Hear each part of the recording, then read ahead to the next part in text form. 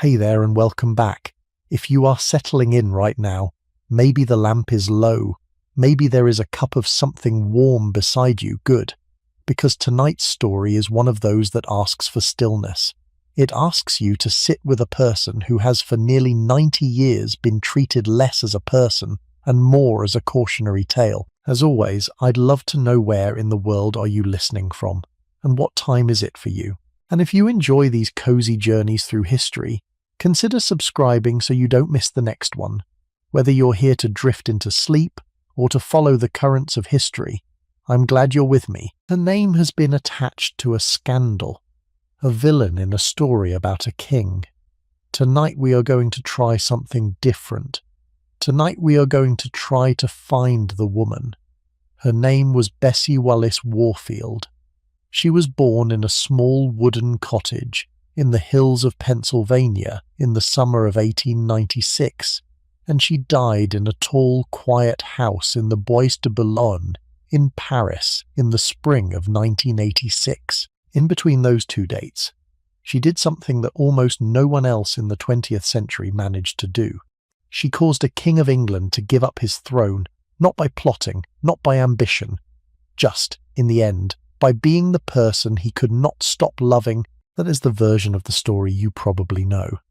A divorced American woman, twice married already, who somehow bewitched the most eligible man in the world and brought down a 1,000-year monarchy in the process. It is a tidy story. It has a villain and a victim and a moral. And like most tidy stories, it is mostly wrong tonight.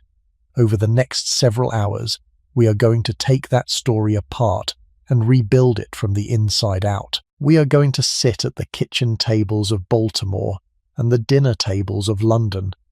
We are going to ride through the cold to a hunting lodge in Leicestershire on a January night in 1931 and meet, almost by accident, the man who will rearrange every life he touches. We are going to hear what was said in Cannes in December of 1936 by a woman genuinely trying to step away. And we are going to follow the long, quiet aftermath, the decades in Paris, the dinners, the slow erosion of a mind, the question of who Wallis Simpson actually was when there was finally no one left to perform for. So get comfortable, pour something warm. We are going somewhere far away in time, and somewhere quite close in feeling. Let us begin. There is a particular kind of family in late 19th century America that the history books do not often pause on, and I think they should. The family that used to have money. The family whose name still meant something in the local registers, whose pew at church still bore the right brass plate, whose grandfather had served in the right regiment, but whose actual cash, the day-to-day money that pays for coal in the winter, and a maid in the kitchen, and a respectable dress for the daughter's debut, had quietly evaporated. That is the family Wallace was born into. The Warfields of Maryland were old. They had come over from England in the 17th century, settled along the Chesapeake, accumulated land and political offices in the 18th century, and bled themselves white during the Civil War in the 19th. By the time Wallace was born, in 1896, the Warfields were what the South politely called reduced, still proud, still respectable, still the sort of name that opened a few important doors in Baltimore, but broke. Genuinely, ordinarily, sit up late doing the accounts broke. Her father was Tackle Wallace Warfield, a young man of 26, slim, gentle, well-mannered, and very ill. By the time he married her mother, Alice Montague, in November of 1895, the tuberculosis that had been quietly working through him for years was already advanced. The wedding was small. The honeymoon was a journey to a resort in the Pennsylvania mountains where the air was supposed to be good for the lungs. It was at one of those mountain resorts in a wooden cottage at Blue Ridge Summit that their daughter was born on the 19th of June, 1896. They named her Bessie Wallace, Bessie after her aunt, Wallace after her father. It was, even at the time, an unusual name for a girl. 5 months after she was born, on the 15th of November, her father died. He was 27 years old. The baby was barely sitting up. Now I want you to picture what this meant in practical terms, because the practical terms are everything a young widow of 27 with no income, an infant daughter, and a husband's family that was frankly not in a position to help her in any sustained way. Her own family, the Montagues of Virginia, were no wealthier than the Warfields. There was a brother-in-law of considerable means, Solomon Davies Warfield, a banker and railroad executive in Baltimore, but his help came in the form of arrangements rather than cash. He helped them find a place to live. He provided allowance irregularly when he could be persuaded. He paid for the schooling, eventually, but the day-to-day, the rent, the food, the clothes, the doctor's visits, that fell to Alice. And Alice, with no training and no profession and a child to raise, did what genteelly poor widows in 19th century America were forced to do. She took in lodgers. She moved from one set of cheap rooms to another. She accepted, when she had to, the charity of her sister's household. And she taught her daughter, in ways that probably never required a single explicit conversation, that the difference between dignity and humiliation in this world was money you did not have. This is the first thing to understand about Wallace. The poverty was not abstract. It was not the sort of poverty that gets called modest circumstances in a polite biography. It was the daily, grinding, watchful poverty of a child who knows exactly which of her cousins has a new dress and which of her schoolmates has a horse, and who learns very young that there is a particular set of skills, charm, observation, the ability to make oneself agreeable, that can substitute partially for what the bank account does not provide. Her mother helped. Alice Warfield was, by all accounts, a quick, witty, sharp-tongued woman with a gift for turning misfortune into a story you could laugh at. She was not bitter. She was, in the way of women of her class and era, resourceful. She remarried twice, both times to men who could not quite carry her financially the way she might have hoped. She took her daughter to live with her wealthier sister. She borrowed money from her wealthier brother-in-law. She kept up appearances when keeping up appearances was a full-time occupation, and Wallace watched. Wallace watched all of it. There is a quality you sometimes find in the children of the genteelly poor that I think is worth naming, because it shows up in Wallace again and again through the rest of her life. It is the quality of having learned early that no one is coming to rescue you, that if you want a place at the table, you will have to make yourself indispensable to the people who already have the chairs. That charm is not a luxury, but a tool. That noticing, really noticing, who someone is and what they want and what they need to hear, is the closest thing a young woman without money has to a profession. By the time Wallace was 10, she was already, by the accounts of those who knew her, a remarkable child. Not pretty. She was never going to be conventionally pretty. Her chin was too strong, her face too angular, her features too definite for the soft-eyed, pink-cheeked ideal of late Victorian girlhood. But she was something better than pretty. She was interesting, she was funny, she had an attentiveness that made adults feel listened to. She had her mother's wit and her father's gentleness, and on top of that she had the watchfulness that the situation had produced in her, the watchfulness of a child who had learned that survival depended on understanding the room. She went to a small, exclusive girls' school in Baltimore. She was sent there on her uncle's money, which her mother accepted with a complicated mixture of gratitude and resentment that Wallace absorbed without ever quite being able to name. She was in that school, surrounded by girls whose families had what hers did not. The old Baltimore families, the new industrial fortunes, the girls whose summers were spent in the right places, whose winters involved the right dancing masters, whose dresses came from the right shops in New York, and she learned to be the most interesting person in the room.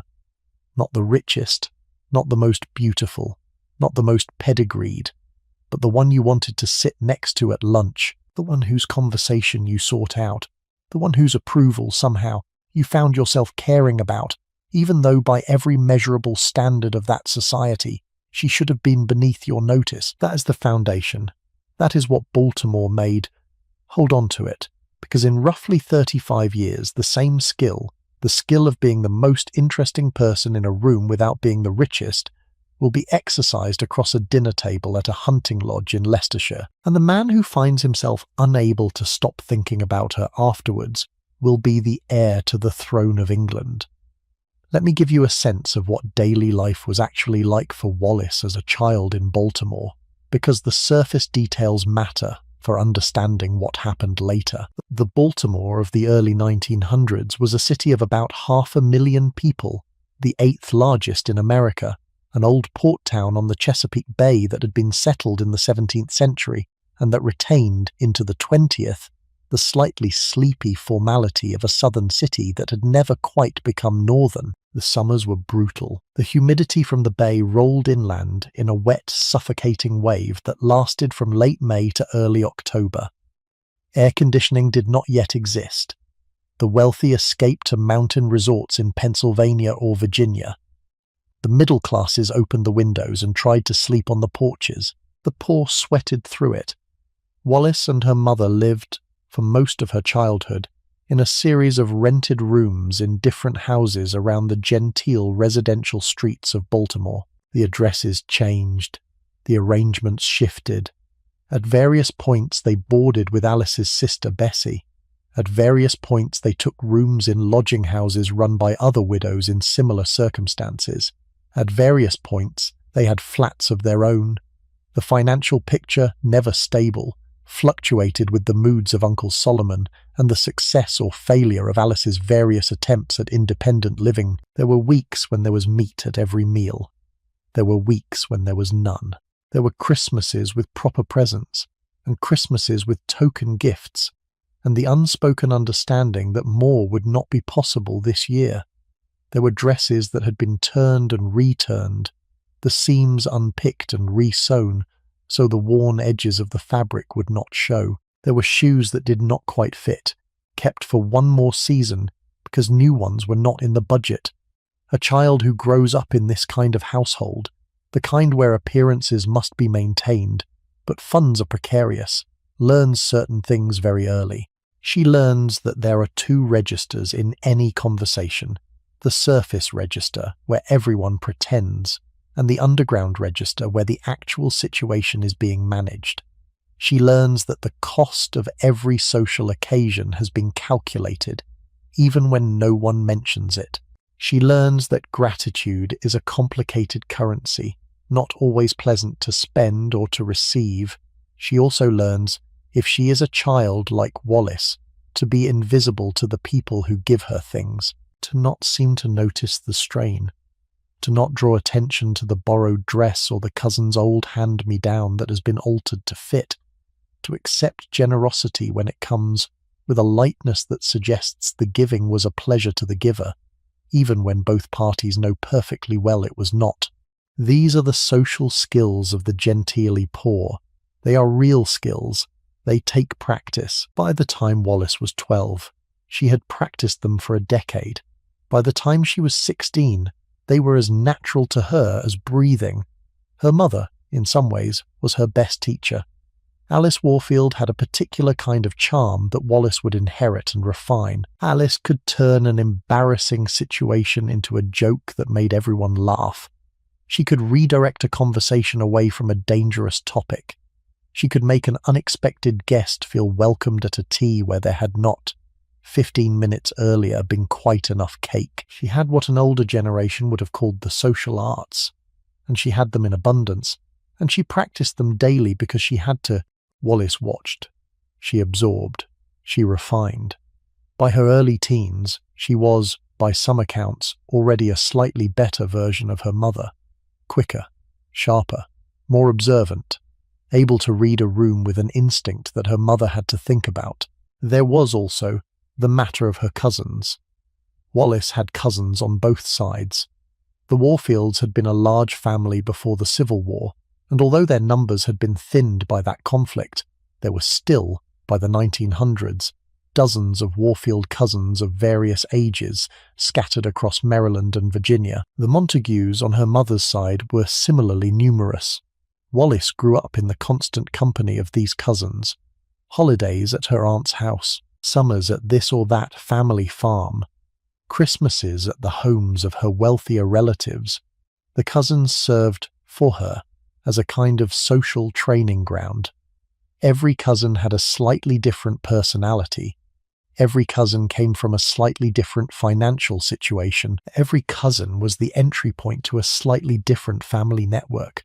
Wallis, by the time she was a teenager, knew exactly who was related to who was in funds and who was struggling, who was respectable, and who was just on the edge of being whispered about.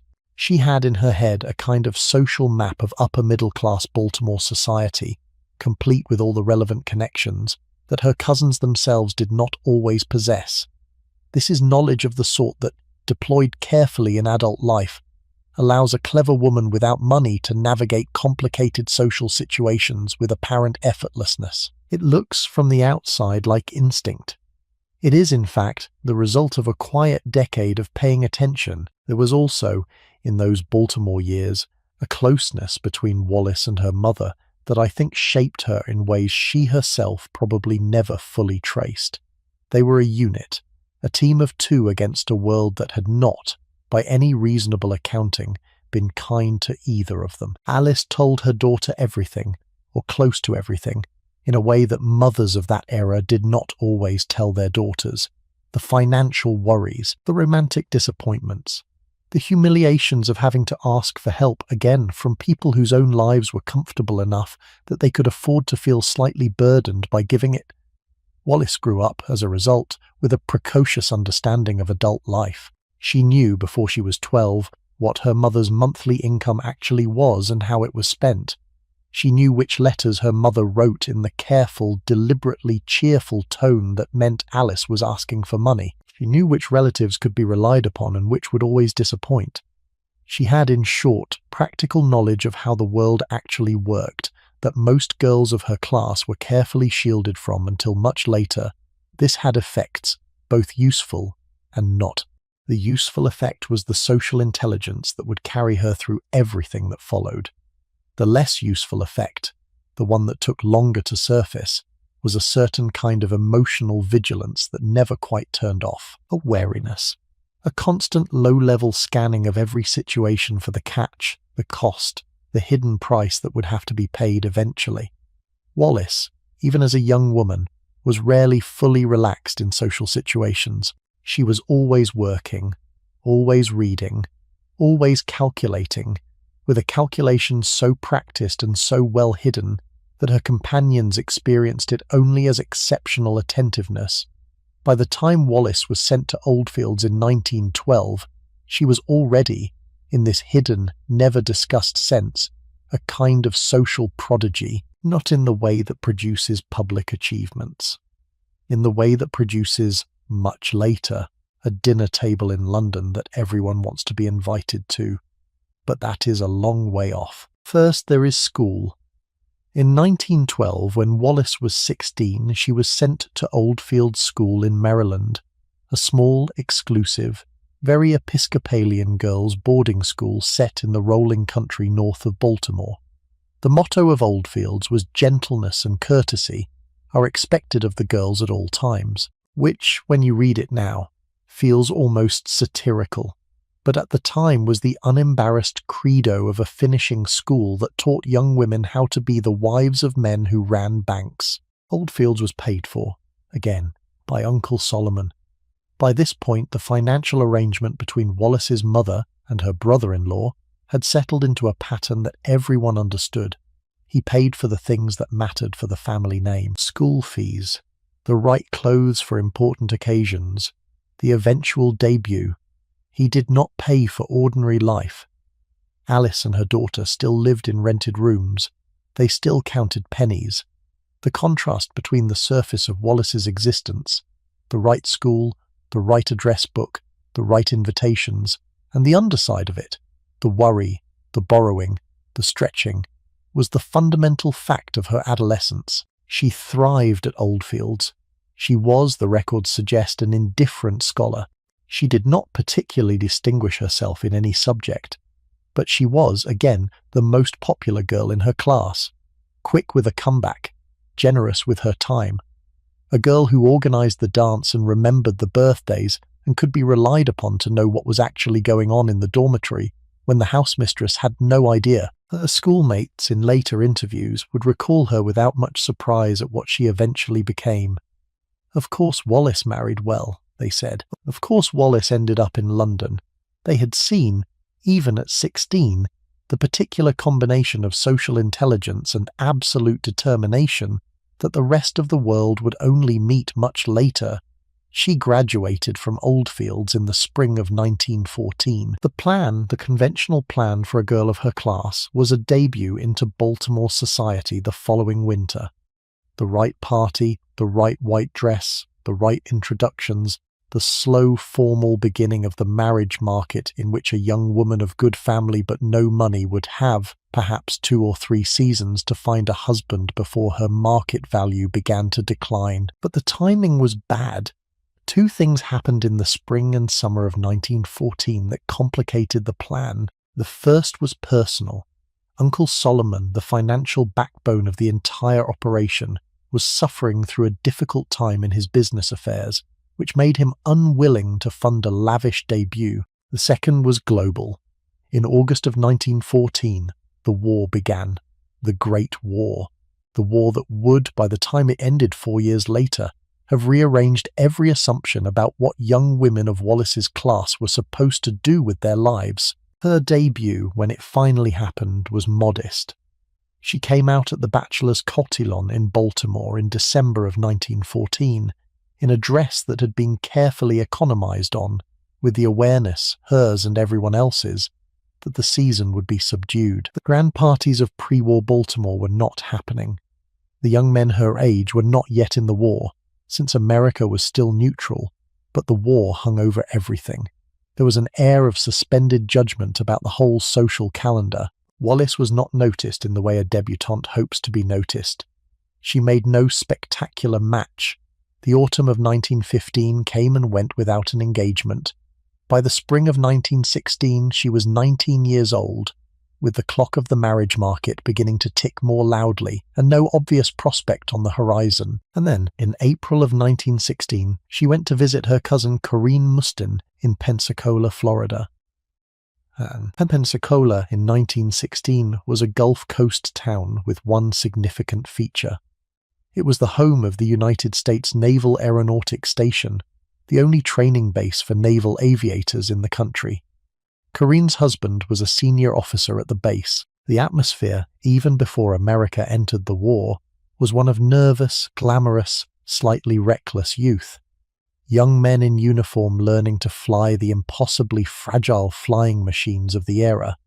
The quiet knowledge that some of them soon would be sent into the war that was already chewing through a generation of European young men. Wallace, 19, single, sharp, and looking, met Earl Winfield Spencer Jr. at her cousin's house within days of arriving. He was 27, tall, lean, dark-haired, almost theatrically handsome. He was one of the first naval aviators in American history.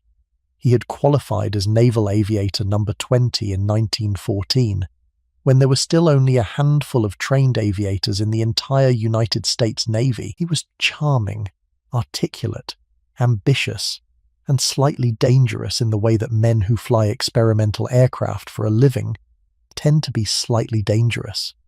Wallace was, by every account including her own, completely overwhelmed. I want to pause here and say something about that overwhelm, because it matters for everything that comes later. Wallace was 19. She had been raised in a household where money was tight and men were largely absent. Her father had died before she could remember him. Her stepfathers had not been substantial figures in her life. The men she had encountered in Baltimore society had been the gentle, tame, well-dressed sons of bankers, most of whom seemed to her, even at her young age, slightly dull. Win Spencer was not dull. He was a flyer. He had survived crashes that had killed his colleagues. He drank, by some accounts even at this stage, rather more than he should have, but in 1916 in a Florida naval town, that was not an unusual quality in a young aviator. He was in every sense that mattered to a 19-year-old girl from a slightly threadbare Baltimore household. An escape. They met in April. They were engaged within weeks. They married on the 8th of November 1916 in Baltimore, in a ceremony at her aunt's house. She was 20 years old. He was 28. The marriage went wrong almost immediately. I am going to handle what follows briefly, because the historical record is full of difficult detail, and there is no need to dwell on it. The essential facts are these. Win Spencer was an alcoholic. Whether he had been before the marriage, or whether the pressures of his work pushed him into it during it, the historians disagree. What is not in dispute is that within months of the wedding, Wallace was living with a man who drank heavily, who could be cruel when he drank, and who, on more than one occasion, frightened her badly enough that she sought refuge with her cousin or her mother. She did not leave him at first. Women of her class and era did not leave husbands easily.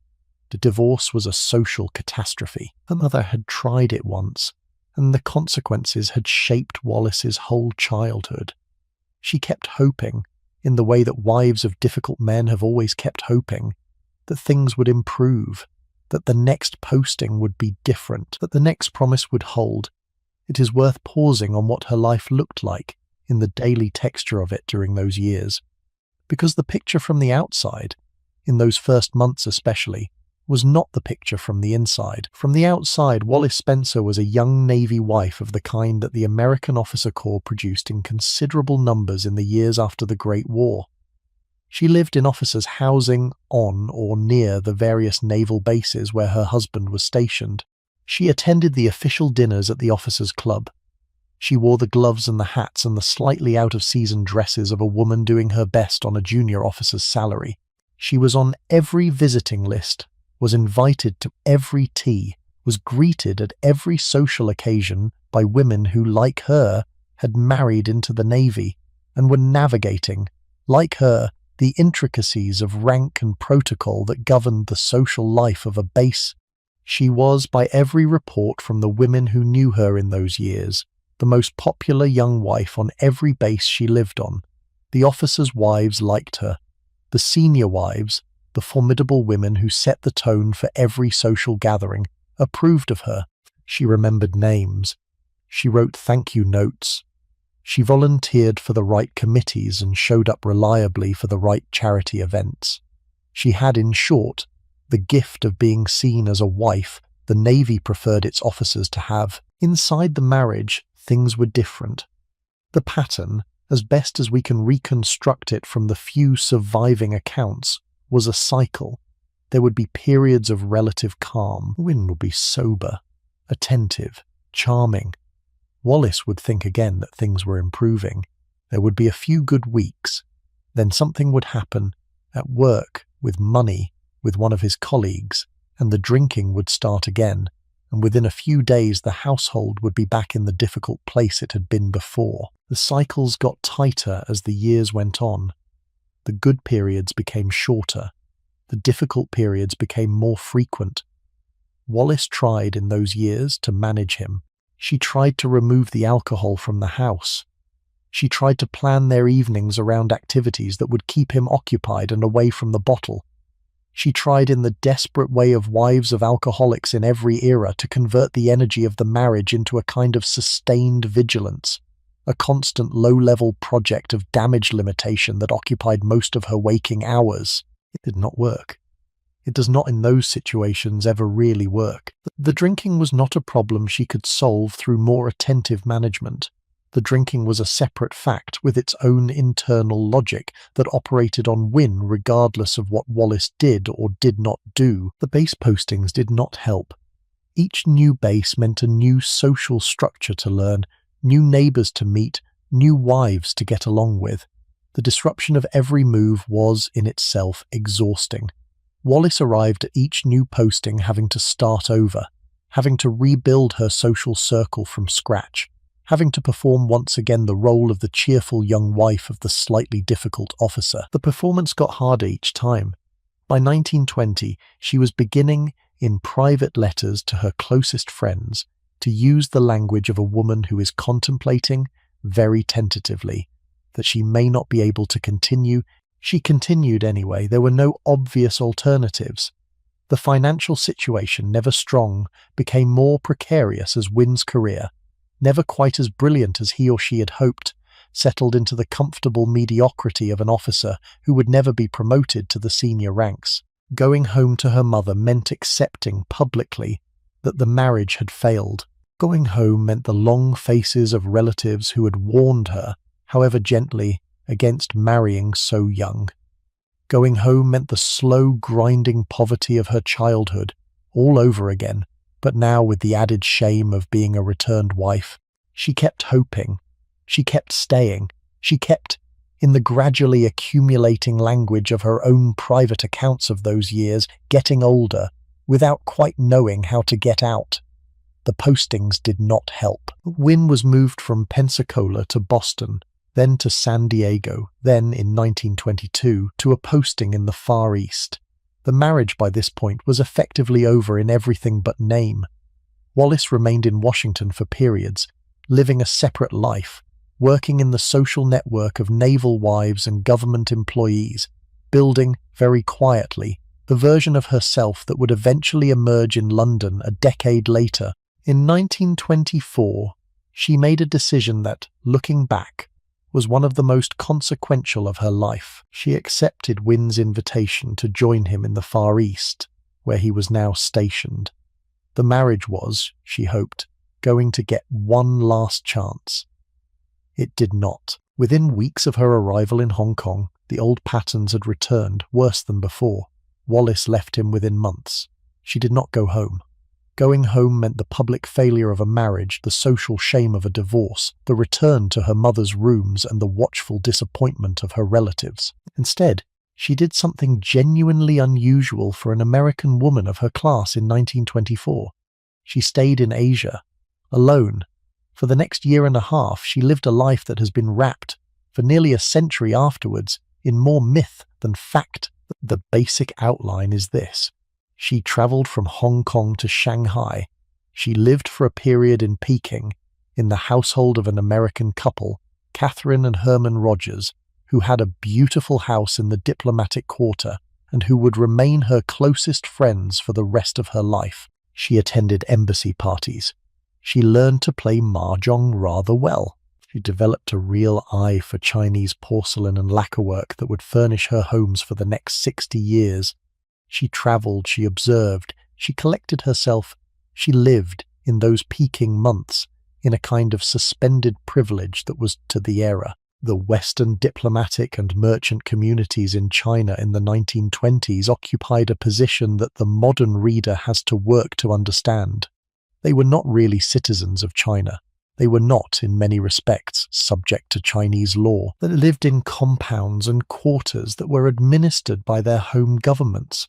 They had their own clubs, their own restaurants, their own newspapers, their own social hierarchies. The Chinese city, with its noise and its smells and its terrible poverty and its astonishing complexity, was something they observed mostly through their windows. Wallace lived inside this western enclave with the Rogerses. The Rogers house was, by every account, beautiful. A traditional Chinese courtyard house with a quiet garden, with rooms that opened onto a sequence of interior spaces, with the slow, considered elegance of a building that had been adapted by Western residents who had paid attention to what was already there. Herman Rogers was the son of a wealthy New York family. He had no need to work, and he did not. He had come to Peking partly out of intellectual curiosity, partly because his wife Catherine had wanted to see the world, partly because the slow, observant life that was possible in Peking in the 1920s appealed to a man with the means to live it. He read, he collected, he cultivated friendships with the small group of European and American writers, scholars, and diplomats who passed through Peking in those years. Catherine, his wife, was a woman of warmth and curiosity and considerable patience. She and Wallace became, in those Peking months, friends who understood each other without needing to explain. Catherine had grown up wealthy in a way Wallace had not, but she had a kind of humility that money did not always produce, and she liked Wallace immediately, and she made the Rogers household a place where Wallace was not a guest, but, very quickly, a member of the daily rhythm of the house. For nearly a year, Wallis lived in Peking with the Rogerses as if she were their adopted sister. She accompanied them to dinners at the legations. She joined them on excursions to the western hills outside the city, where the old temples sat in their pine forests, and the air was cooler than in town, and the sound of bells came drifting down from the monasteries. She attended the great spring festival celebrations in the old imperial city. She learned the protocols of expatriate Peking life, the right tones to use with the Chinese house staff, the right hours for visits, the right registers for conversation at the official receptions.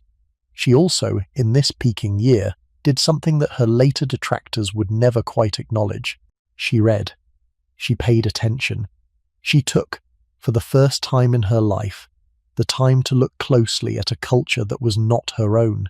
She began the lifelong interest in Chinese art and decoration that would decades later fill her Paris house with the most particular collection of jade and porcelain and lacquer that her social circle had ever seen.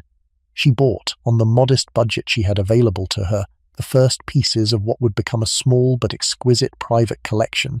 This is the Wallis of Peking that the official biographies tend to skim over, because it is a slightly inconvenient version. The popular legend wants her to have been doing something exotic and lurid in those Asian months. The actual record suggests something quieter and in some ways more impressive. A young American woman recovering from a difficult marriage, recovering from the slow erosion of her early 20s, made use of an unexpected year and a half abroad to develop the cultural and aesthetic interests that would define the rest of her life. She did, of course, also have a social life that was not all temples and porcelain.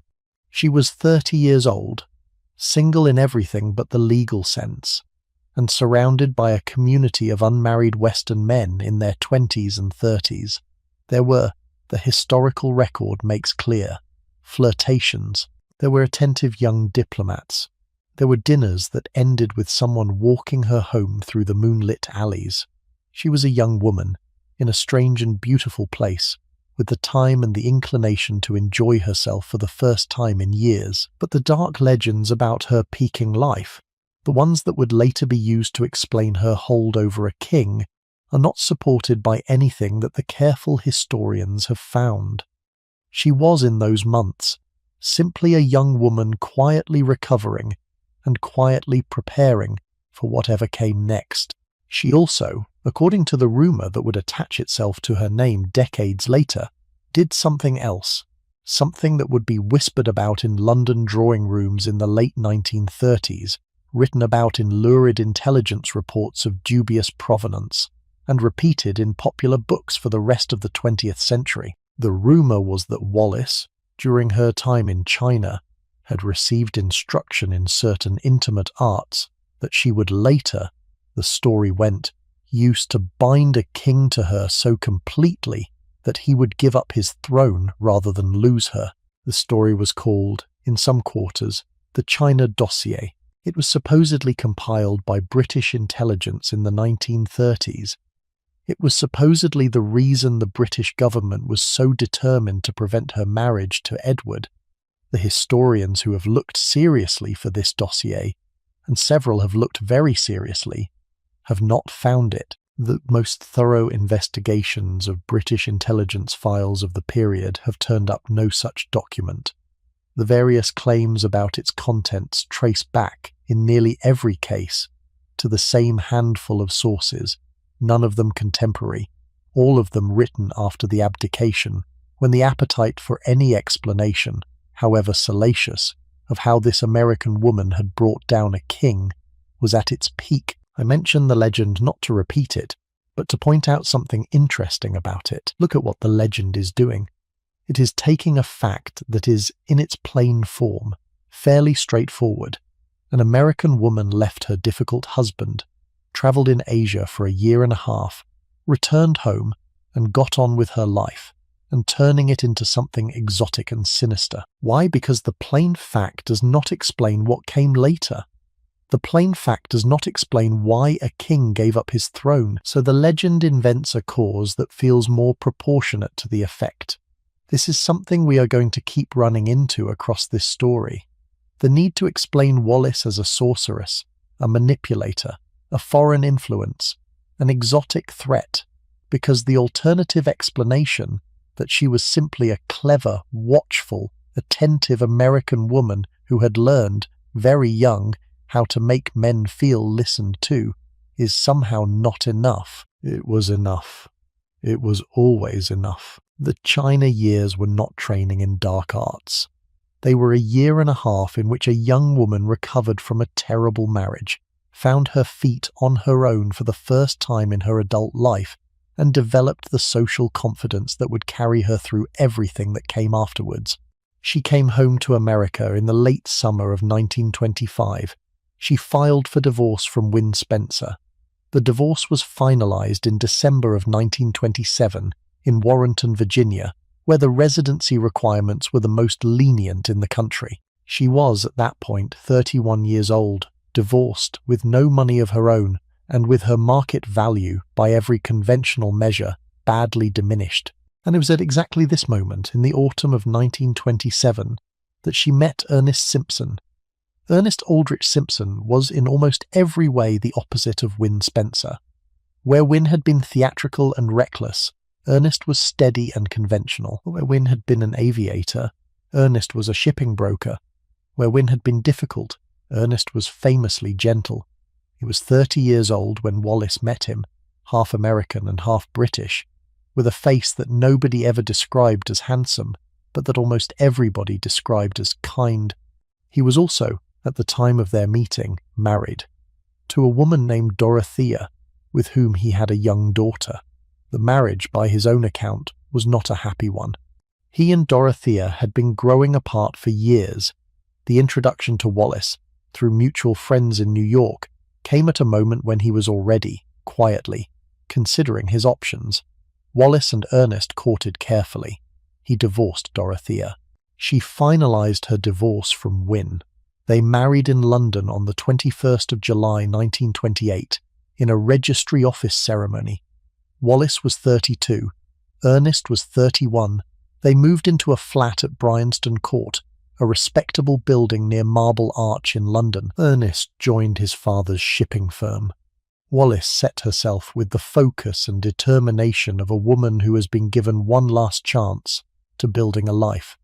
I want to spend a moment on what she built, because it matters. By the standards of London society in 1928, Wallis Simpson should have been a non-event. An American, twice married, no money beyond her husband's modest salary, no title, no family connections in England. She should have been at most a name on a list of Americans living in London, occasionally invited to parties given by other Americans living in London, never quite breaking through into the social world that would have noticed her in her own right. That was not what happened. Within 2 years of her arrival in London, Wallis Simpson had built one of the most talked about dinner tables in the city. Not the largest, not the grandest, the most talked about. The one you wanted to be invited to, the one where the conversation was sharpest, the food was best, the seating was most carefully thought through, and the hostess paid attention to every guest in a way that left them feeling, even hours after the evening had ended, that they had been somehow especially seen. She did this on a budget that her wealthier guests would have found laughable if she had ever discussed it, which she did not. She did it by spending hours on the planning of every menu. She did it by remembering, with what seemed to her guests like effortless naturalness, what each of them liked to drink, what each of them was working on, what each of them had told her last time about their child or their mother or their book. She did it, in short, by deploying with great skill the tools that the genteelly poor child of Baltimore had developed 30 years earlier as a matter of survival. Let me say something about the conditions that made London in 1928 unusually receptive to a woman like Wallis, because the moment matters as much as the person. The London she walked into was, in those years, in the middle of a long, slow transformation that would not be complete until after the next war. The old aristocratic order, which had governed English social life with absolute confidence before 1914, was still in place, but was no longer entirely confident. The casualties of the Great War had hollowed out the great families. The financial pressures of the post-war years had forced many of them to sell, or at least close, their grandest London houses. The young members of the surviving aristocracy had absorbed, from their service in the war and from the modern century that was unfolding around them, an appetite for new kinds of social life. But they wanted American jazz, they wanted American films, they wanted American friends. This last was particularly important for Wallace. Wealthy, well-connected Americans had been a feature of London life for decades, but the depth of the American presence in the late 1920s was something new. The pound had weakened against the dollar after the war. American money went further than it had a generation before. American newspapers had London bureaus full of energetic young correspondents. American banks had London offices. American shipping firms, like the one Ernest worked for, had London operations. There was, by 1928, an entire substratum of upper-middle-class American life in London, complete with its own clubs and its own restaurants and its own informal social networks that interlaced with the English ones. Wallace began very deliberately to build her position within this American London. She joined the right organizations. She volunteered for the right charity committees. She cultivated, with the focused patience that had served her so well in Baltimore and Pensacola, the friendships that would, over time, place her at the center of the social map. The dinners began with gatherings of Americans. Then the Americans brought their English friends. Then the English friends brought their friends. Within 18 months, the dinner table at Bryanston Court included, on a fairly regular basis, members of the English aristocracy, American diplomatic personnel, journalists from the better London newspapers, the occasional artist or writer who happened to be passing through. What was the actual trick? What was Wallace doing that made these dinners more interesting than the dinners hosted by her wealthier rivals? She invited better than her means. She had, on her dinner table, more interesting people, by a clear margin, than her financial situation should have allowed. She did this through a kind of careful, patient escalation. She would invite one slightly more prominent guest, place them next to a charming and capable companion, ensure that they had a wonderful evening, and then, the next time she entertained, she could mention casually that so-and-so had been at her last dinner and was coming again. The guest list in this way climbed slowly upward. She paid relentless attention to the food. The kitchen at Bryanston Court was the focus of more careful work than any other room in the flat. Wallace had hired a cook of considerable skill. She herself studied recipes, planned menus, tasted everything before it left the kitchen, made adjustments to seasoning and presentation that distinguished a competent dinner from a memorable one. The food at Wallace Simpson's table was, by every account of those who ate it, simply better than the food at her rivals' tables. She controlled the conversation with a delicate hand. She had, from her Baltimore childhood, the gift of remembering what every guest had told her on previous occasions. She used this gift, at her dinners, to seed conversations. She would ask one guest, near the start of the evening, about a project he had mentioned the last time. The guest, flattered, would launch into discussion. Wallace would draw in another guest who, she knew, had something interesting to say on the subject.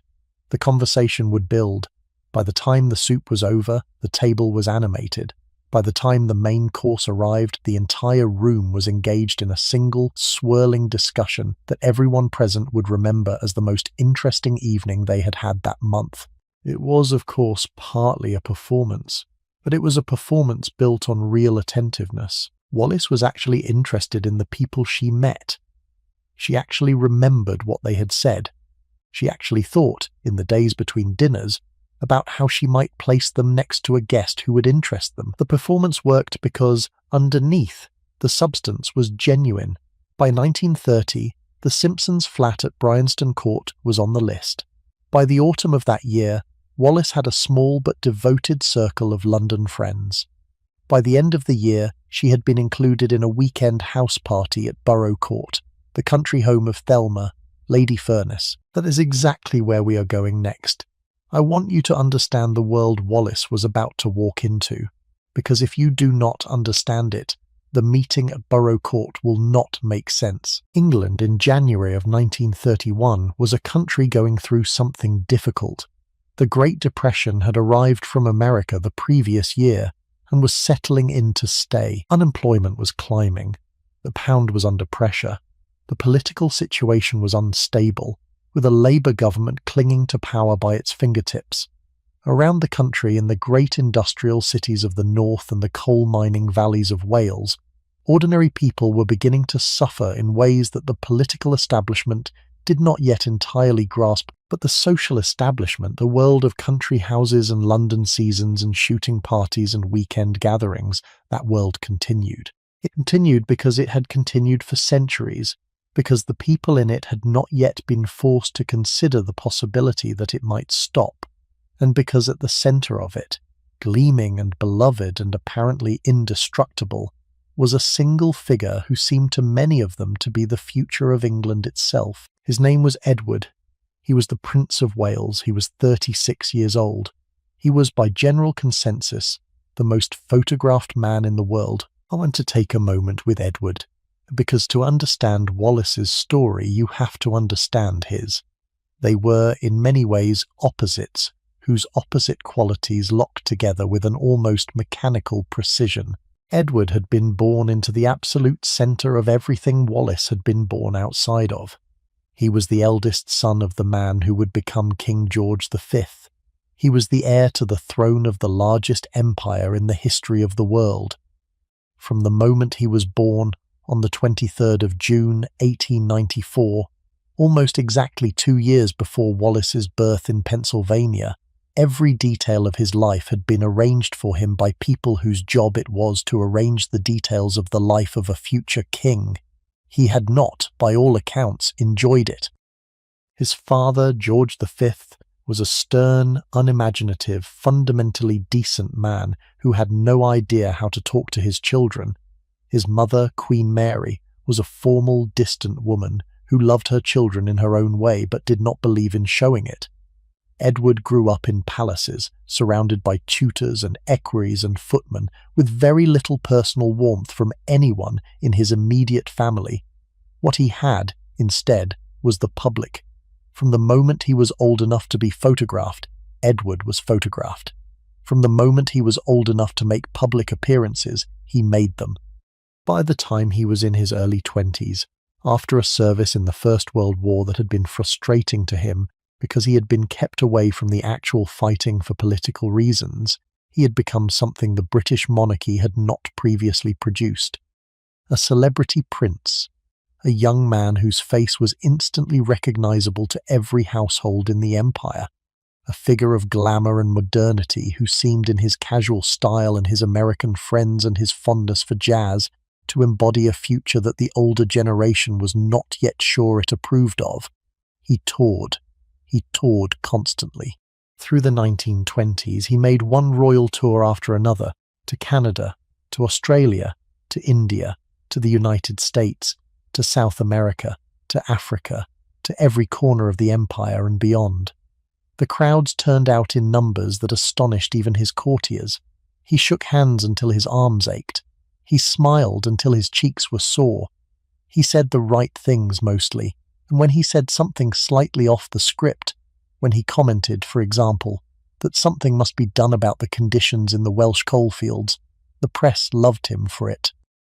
By 1930, the Prince of Wales was, in the imagination of the British public, a kind of secular saint, modern, sympathetic, glamorous, accessible, the future, the hope, the young face the old monarchy was finally going to wear. But here is what the public did not see behind the photographs, behind the smiles, behind the carefully managed image. Edward was a man in some difficulty. He drank, not as Win Spencer had drunk, but steadily, more than was good for him. He slept badly. He suffered from periods of low mood that his staff worked hard to keep out of the press. He was, by the accounts of those who served him closely, a man who did not particularly want to be king. The endless tours, the endless smiling, the endless public role had ground at him in ways that nobody outside his immediate circle quite understood. He had, also, a pattern with women that worried his family considerably. He pursued, almost exclusively, married women, older married women in unhappy marriages. The pattern had begun in his early 20s and had continued through one mistress after another into his 30s. By 1930, his current attachment was to Thelma Lady Furness, an American-born society beauty who was the wife of a viscount and who had become, over the previous 2 years, his official, unofficial mistress.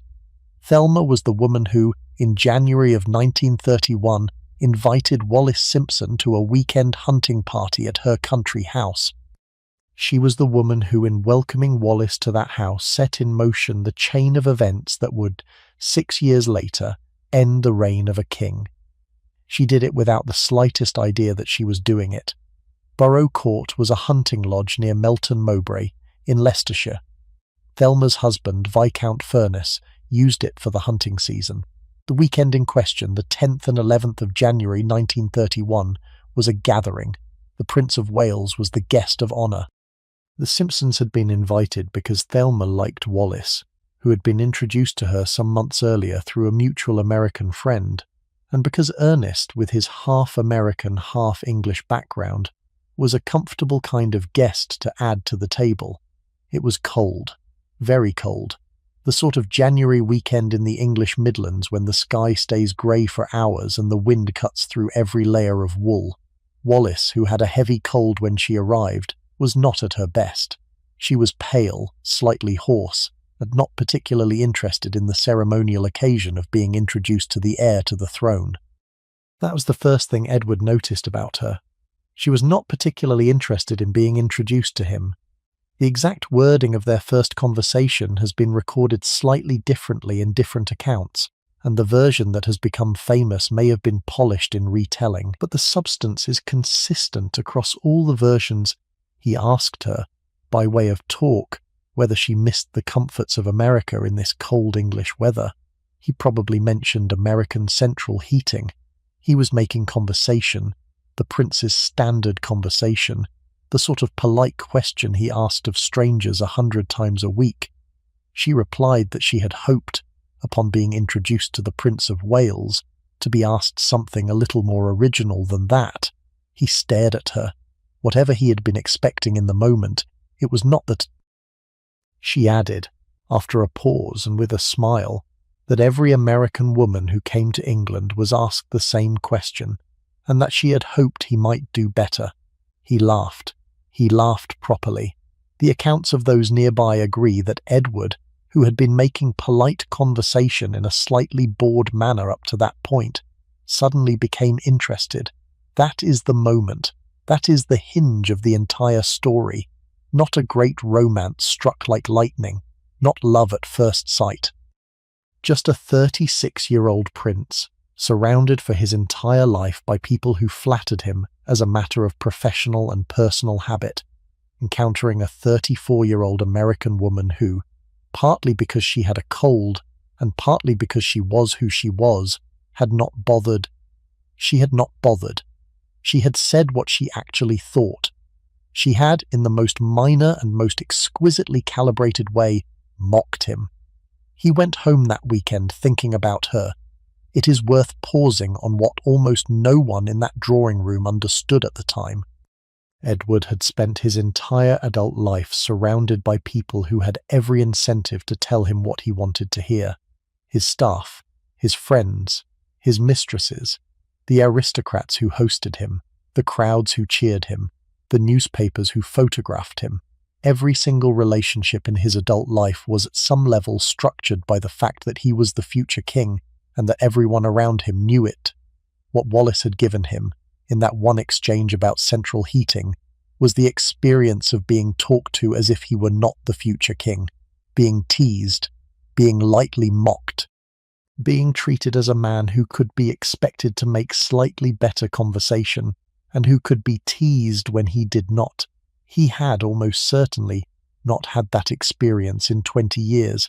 He invited the Simpsons to dinner the following month, then into a weekend at Fort Belvedere, his beloved private retreat near Windsor, then to another. The pattern of friendship that would slowly become something else had begun. I want to be careful here, because the speed at which this is sometimes told gives the wrong impression. The path from January 1931 to the abdication of December 1936 was not quick. It was nearly 6 years long. For most of those 6 years, Edward and Wallis were friends, then close friends, then very close friends, in a slow, half-acknowledged escalation that even the people in it were not entirely sure they understood. For the first 2 years, until late 1933, Wallis was simply one of a circle of friends Edward had built around himself at Fort Belvedere.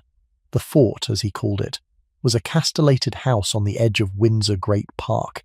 Edward had been given it by his father in 1929 and had thrown himself into its renovation with a focus he gave to almost nothing else. He gardened there. He cleared the rhododendrons that had overgrown the grounds.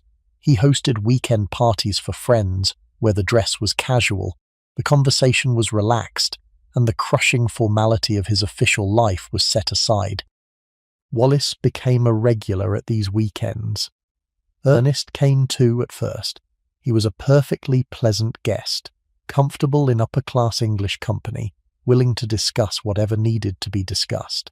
The four of them, Edward, Thelma, Wallis, and Ernest, formed a kind of social square, with Thelma still the official mistress and Wallis still the visiting friend.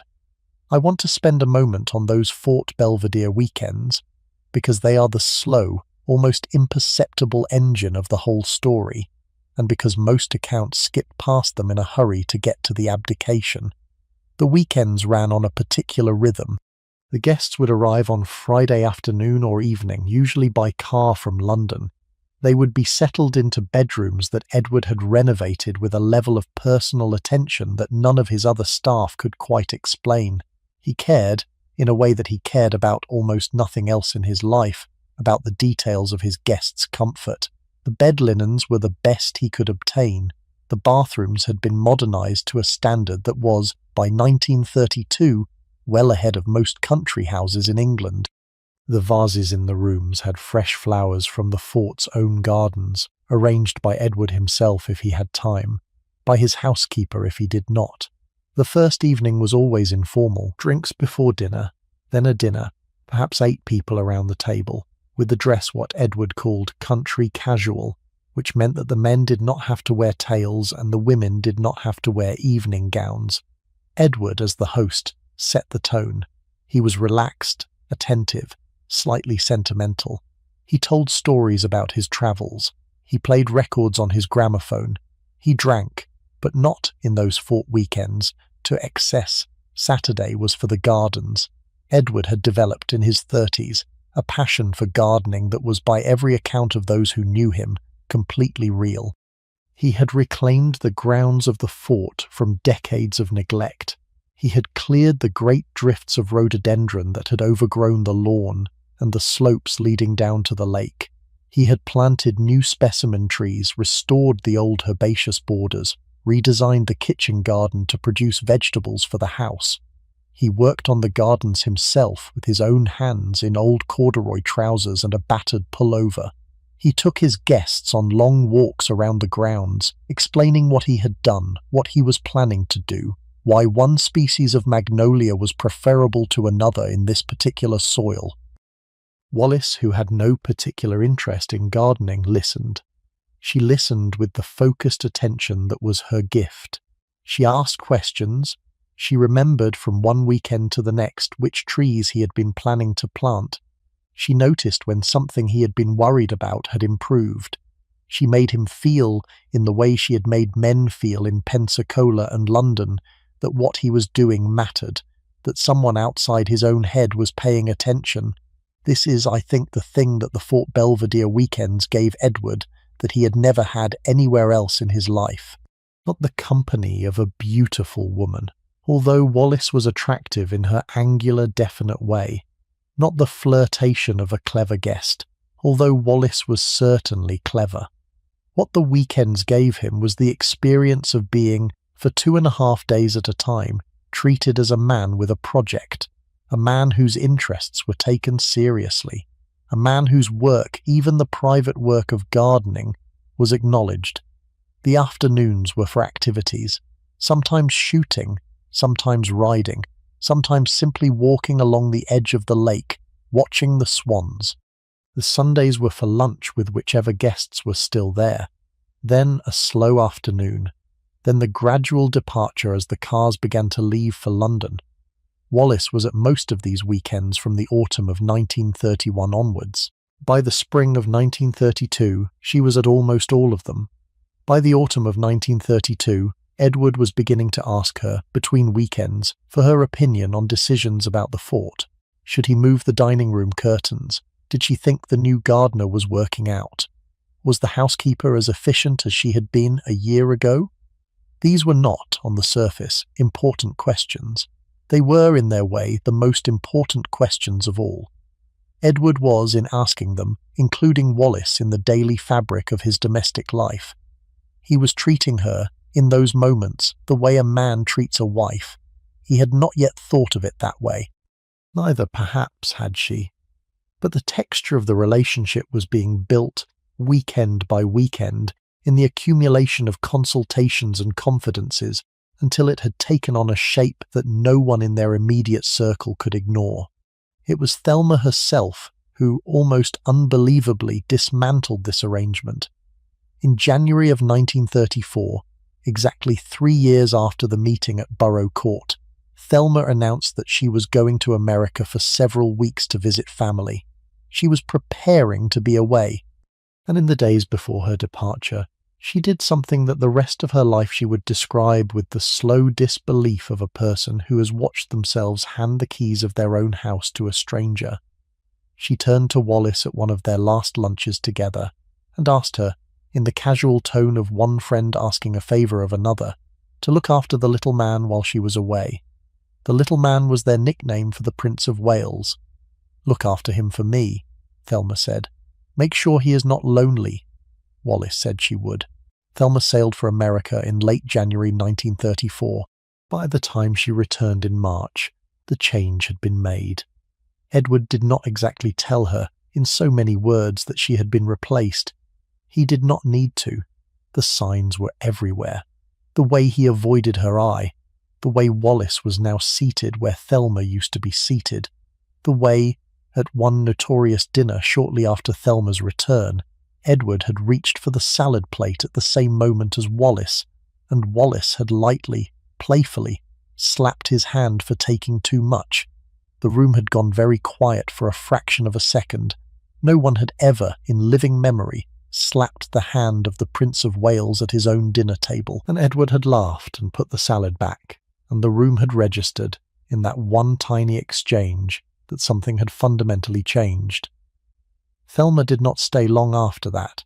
She left, with a dignity she would not always afterwards be given credit for, within a few weeks. The transfer of authority, the strange unspoken transfer of the position of favourite, was complete. What had happened?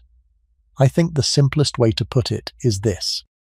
In the absence of Thelma, during the weeks of January and February 1934, Edward and Wallis had spent a great deal of time alone in the relaxed setting of Fort Belvedere weekends, and they had discovered that they liked each other's company more than either of them had quite realised. It was not, at this stage, primarily a romantic transformation. It was a deepening of friendship into something that needed a different name.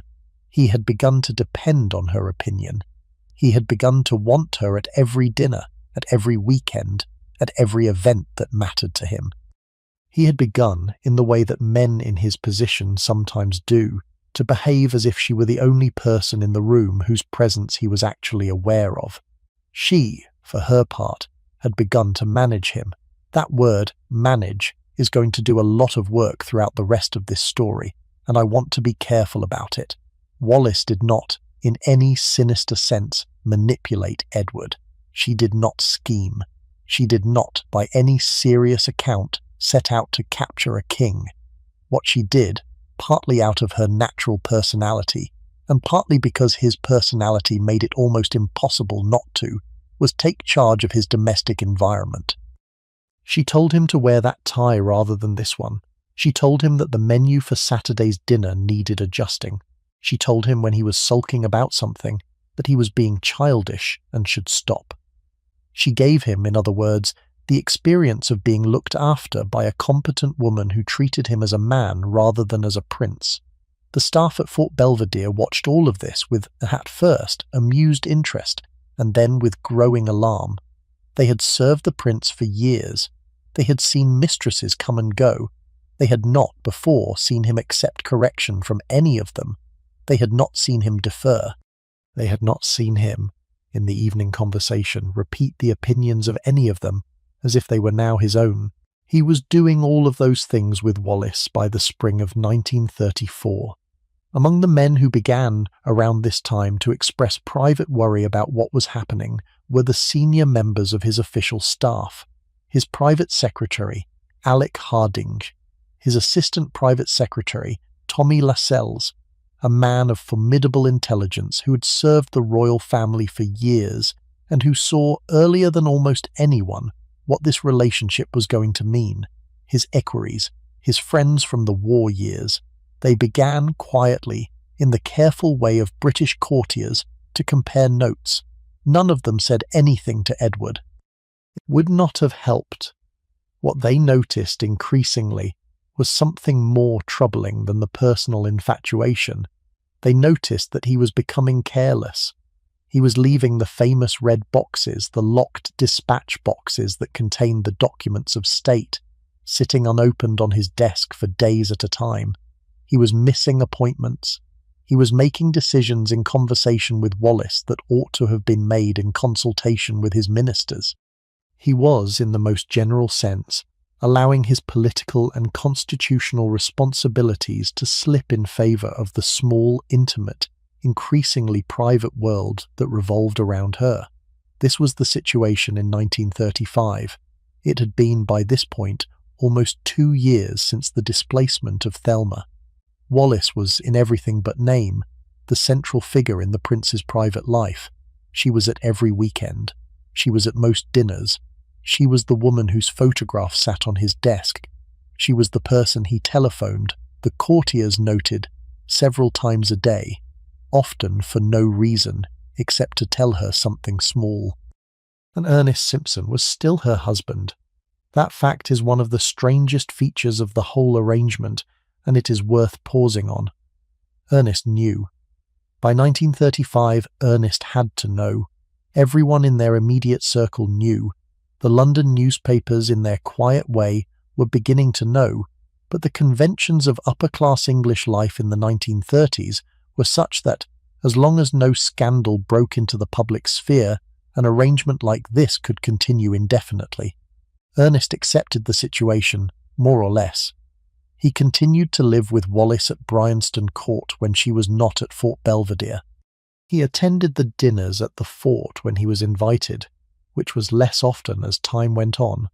He behaved in public as if he and his wife were a normal married couple who happened to spend a great deal of time in the company of the Prince of Wales. What he was thinking privately, no one quite knows.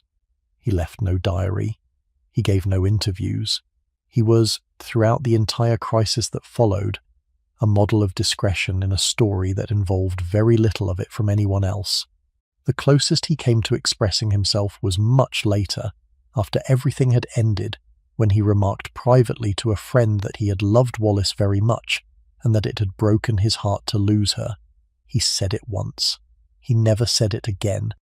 The year 1935 deserves a closer look, because it was the year in which the relationship moved from being a private arrangement that the senior figures of British public life could pretend not to notice to being a private arrangement that they could no longer plausibly ignore. In January of 1935, the Silver Jubilee year of King George V began. The country was preparing to celebrate 25 years of the King's reign. There would be processions, there would be services at St. Paul's, there would be tours by the various members of the royal family. designed to bring the celebration to every corner of the empire. Edward, as the Prince of Wales, was at the centre of much of the planning. He attended endless meetings about the form of the celebrations. He gave speeches at the various commemorative events. He performed the ceremonial role he had been performing for nearly 20 years. In every photograph from those Jubilee months, Edward is at the centre, his face composed into the famous Prince of Wales smile. In every photograph he is also, by the testimony of those who watched him closely, slightly elsewhere. He is somewhere else in his head. He is thinking, the people who knew him said, about Wallace. Wallace, in those Jubilee months, was at his side at every private occasion. The Fort Belvedere weekends continued. The dinners in London continued. The telephone calls, several times a day, continued. Edward had begun, in early 1935, to give her jewels of a quality that drew the notice of even the senior members of his household. He had begun to introduce her to visiting heads of state. He had begun, at official events where she could not be present, to mention her in conversation with a casual frequency that to anyone listening carefully was a tell. The senior courtiers had taken this in. They had compared notes. They had, by the spring of 1935, begun to consult, very quietly, about what might be done. The first formal step was a memorandum from one of the senior secretaries to the Prime Minister, Stanley Baldwin. The memorandum, dated to the late spring of 1935, described in careful, neutral, civil service prose the situation that had developed over the previous year. The Prince of Wales was, the memorandum stated, in a relationship of considerable intensity with Mrs. Wallis Simpson, an American, twice married, currently in the process of considering divorce from her current husband. The relationship was, by all internal accounts, the most significant in the prince's adult life. There was no indication that the prince intended to bring the relationship to a conventional resolution. There was, however, every indication that he intended, at some point, to make it permanent. The memorandum did not call for any particular action. It simply, in the careful manner of British civil service communication, established a record. The senior figures of the state were now formally aware of the situation. Whatever happened next could not be characterized as a surprise. Through the summer and autumn of 1935, the situation continued without resolution. The king's health declined. Edward's relationship with Wallis intensified. The senior courtiers and politicians watched and waited and prepared in the back rooms of Whitehall for whatever was coming. It came faster than they had expected. By the autumn of 1935, the situation was becoming impossible. Edward was 41 years old.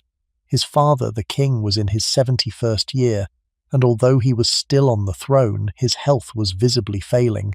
The question of what would happen when George V died, the question of whether Edward as king could plausibly continue an arrangement of this kind, the question of whether the Church of England, of which he would become supreme governor, could tolerate a king whose closest companion was another man's wife. This question was beginning to be discussed, in low voices in the offices and clubs and dining rooms where the senior figures of British public life talked to each other. The discussions were not yet urgent. The king might recover. The relationship might cool. Wallis might tire of Edward, or Edward of Wallis. Many things might still happen. But the king did not recover. That is exactly where we are going next. George V had been on the throne for 25 years. He had come to it in 1910, on the death of his father Edward VII, and he had ruled through the First World War, through the Irish crisis, through the general strike of 1926, through the Great Depression. He was, by the autumn of 1935, a tired man. He suffered from chronic bronchitis. He smoked too much. He had never fully recovered from a near-fatal illness in 1928. By Christmas of 1935, he was visibly declining, and the country, watching him through the radio broadcast he made on Christmas Day, sensed that they might not hear his voice again. He retreated to Sandringham, his country house in Norfolk, In the early days of January 1936, the household around him knew the end was coming. His wife, Queen Mary, sat with him. His doctors hovered. The political situation was managed quietly. The prince at Fort Belvedere was kept informed. On the evening of the 20th of January 1936, the King's doctor, Lord Dawson, made a decision that has haunted British medical ethics ever since. He determined that the king was within hours of death and that in his judgment it would be appropriate to hasten the inevitable, both to spare the king any further suffering and to ensure that the announcement of his death would make the morning edition of the Times rather than the less dignified afternoon papers. He administered a fatal dose of morphine and cocaine. The king, who was already unconscious, slipped away peacefully shortly before midnight. The news was announced in the early hours of the 21st of January 1936. Edward at Sandringham at the bedside became, in that instant, King Edward VIII of the United Kingdom and the Dominions, Emperor of India, Defender of the Faith. He was 41 years old. The accession should have been a moment of stately, considered transition. It was not. Almost from the first hours, the new king began to behave in ways that disturbed the people whose job it was to manage royal occasions. The first incident was small, but, in retrospect, telling. The formal proclamation of the new king, the ceremonial reading of his accession by the Garter King of Arms at St. James's Palace, took place on the 22nd of January. Edward, as the new king, was not required to attend.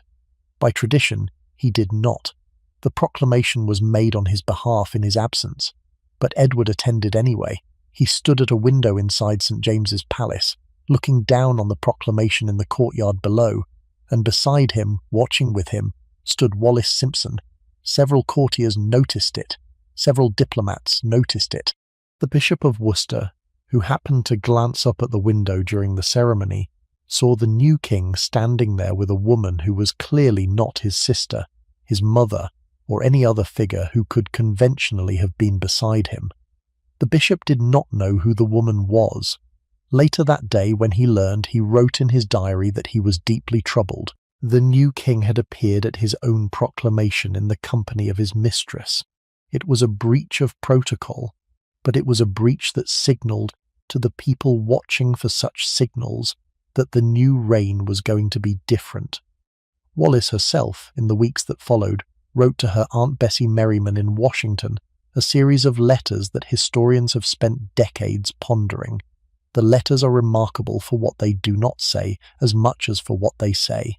They describe parties, they describe dresses, they describe the social details of a life that had become, almost overnight, the most observed life in London. They mention the king with a kind of careful affection. They do not anywhere describe what Wallis thought was going to happen. The historians who have studied these letters tend to come away with a particular impression. Whatever Wallis was, she does not seem, in the spring of 1936, to have been a woman who was confidently planning her own coronation. The tone is not triumphant.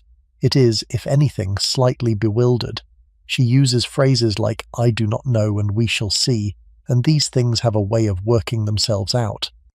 She seems, reading her own words, like a woman who has been carried into a situation she did not entirely choose, and who is not yet sure how she is going to get out of it. This is one of the points where the conventional version of the story really begins to fall apart. The conventional version says that Wallis Simpson, an ambitious American adventuress, set out to capture a king, and, when the throne fell into her lap in January 1936, made her move. The letters do not support this. The letters suggest a woman who is genuinely uncertain, occasionally frightened, aware that she is on a track she cannot easily step off, and not at all confident that the track leads anywhere good Edward, by contrast, had decided. Whatever Wallis was thinking in the spring of 1936, Edward had made up his mind. He intended to marry her. He had not yet told anyone whose opinion mattered that this was what he intended, but he had, in his own private working through of the matter, settled the question. He did not mention it to his mother, Queen Mary, who was now the Dowager Queen and a woman of formidable conventional moral views. He did not mention it to his brothers, particularly to his next youngest brother Albert, who was the Duke of York, and who was therefore, in the absence of any children of Edward, the heir to the throne. He did not mention it to his Prime Minister Stanley Baldwin, who had returned to office in 1935 after a brief retirement, and who was, at 68, a man with very little appetite for constitutional dramas. Edward did not mention it to any of them because, on some level, he knew exactly what they would say. He preferred, for as long as possible, not to hear it. What he did do, through the spring and summer of 1936, was conduct his new role in a way that made the senior figures of the British state more and more uneasy. He continued to leave the red boxes unread. He continued to telephone Wallis several times a day. He continued to invite her, openly now, to every dinner and every weekend. He gave her jewels. He gave her, in fact, a quite remarkable amount of jewels, drawn partly from his own collection and partly from purchases that were increasingly beginning to attract notice. The most notorious was a piece called the Cartier ruby and diamond bracelet, which he gave her for her 40th birthday in June of 1936. The bill for it was substantial enough that the courtiers who saw it shook their heads. The senior civil servants and the Prime Minister, watching all of this, began to coordinate. They began to share information. They began to compile, in the careful, methodical way of British government, a picture of what was actually happening in the King's private life. By midsummer of 1936, the picture they had compiled was clear. The King was, in everything but the legal sense, living with a married woman. He intended to marry her as soon as her divorce could be arranged, and he had given no sign that he understood, or that he was willing to consider, the constitutional implications of what he was planning. The constitutional implications were these. The King was, by his coronation oath, the supreme governor of the Church of England. The Church of England in 1936 did not permit the remarriage of divorced persons whose former spouses were still living. Wallis, if she divorced Ernest Simpson, would have not one but two living former spouses. The notion that the Supreme Governor of the Church of England could marry such a woman was, in the considered view of every senior bishop and every senior politician who looked at the question, simply impossible. There was also the matter of the dominions. The empire was held together by 1936, partly by the shared person of the sovereign. The King of Britain was also the King of Canada, the King of Australia, the King of New Zealand, the King of South Africa. Any decision about the King's marriage was not Britain's decision alone.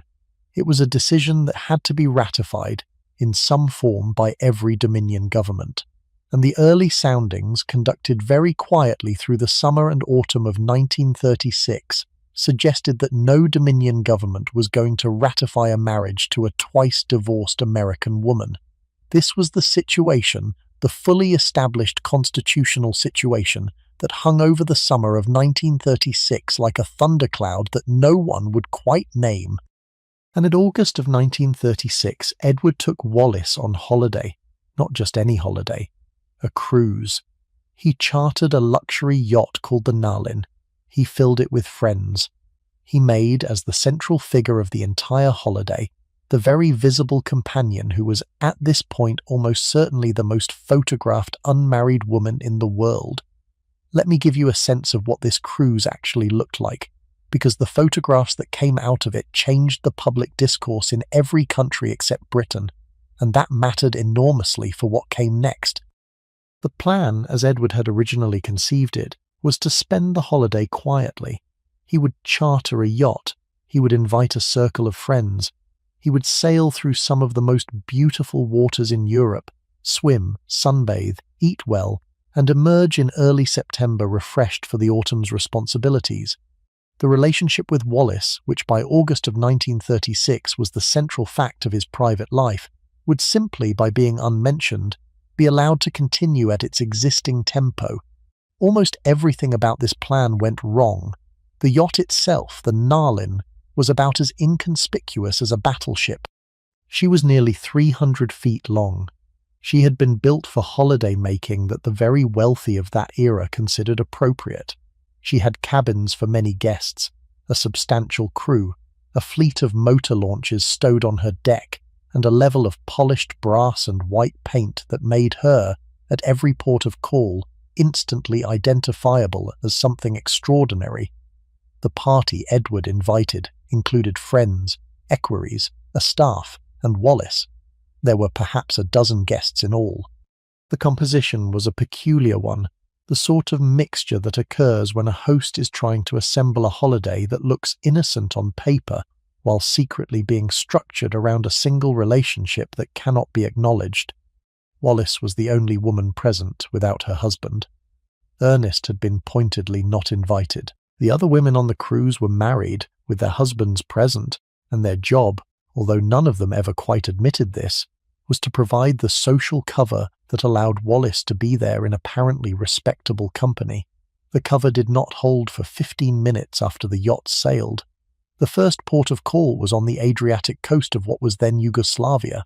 Edward had arranged, through diplomatic channels, for the visit to be informal. There would be no official reception. There would be no ceremonial greeting. He would, the British embassy in Belgrade had been told, simply be a private gentleman on a private holiday. The Yugoslav authorities had other ideas. The arrival of the King of England on the Yugoslav coast was, for them, a major diplomatic event. Crowds had been organized. Bands had been arranged. Local officials in their best uniforms were waiting on the dock. When the Narlin came into harbour, the Adriatic town turned out almost in its entirety to see the King of England step ashore. He stepped ashore, and Wallace stepped ashore beside him, and the photographers began to work, and within an hour the photographs were on their way to the wire services in Belgrade and Vienna, and Paris and London. This pattern repeated, with variations, at every port of call over the next 4 weeks. Dubrovnik, Split, Kotor, Corfu, Athens, the Dardanelles, Istanbul. Each time the local population turned out in greater numbers. Each time the photographers got better positions. Each time the photographs that emerged showed more and more unmistakably that the King of England was on holiday with a woman who was not his wife, and who, by every indication of her behaviour and his, was nevertheless the central person on his cruise. The most photographed moments were not the formal ones. They were the private moments that the photographers, working with the long lenses that were just becoming available in the mid-1930s, could capture from the dockside or from a passing motorboat.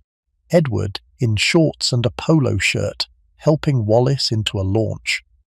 Wallace, in a sun hat, leaning against a railing while Edward, behind her, said something that was making her laugh. The two of them, walking together through a Greek market, his arms slightly around her shoulders. 100 photographs, from 100 different angles, all of them telling the same story. There was one episode, in early August, that made its way into almost every American paper. Edward and Wallace had gone ashore at one of the smaller Adriatic ports. They had walked through the small town. At some point, Wallace had grown irritated about something, perhaps the heat, perhaps a question Edward had asked her, perhaps simply the cumulative pressure of being photographed for the 3rd week in a row. Whatever the cause, the photographers caught a moment when she had clearly snapped at him. The picture shows her speaking sharply, her hand raised, and Edward looking at her with an expression that the American papers, when they ran the picture, captioned with something like "The King takes correction." That picture, more than any other from the cruise, made the rounds. It made the rounds because it showed something that was, to the world at large, unbelievable. The King of England, the defender of the faith, the most photographed man on earth, being scolded in public by a Baltimore divorcee. It became in the American press a kind of running joke. Mrs. Simpson disciplines the king. Mrs. Simpson tells His Majesty what's what. The British public did not see these pictures. The British press, by the gentleman's agreement that was still holding in August of 1936, ran nothing about the cruise except occasional brief mentions that the king was on holiday.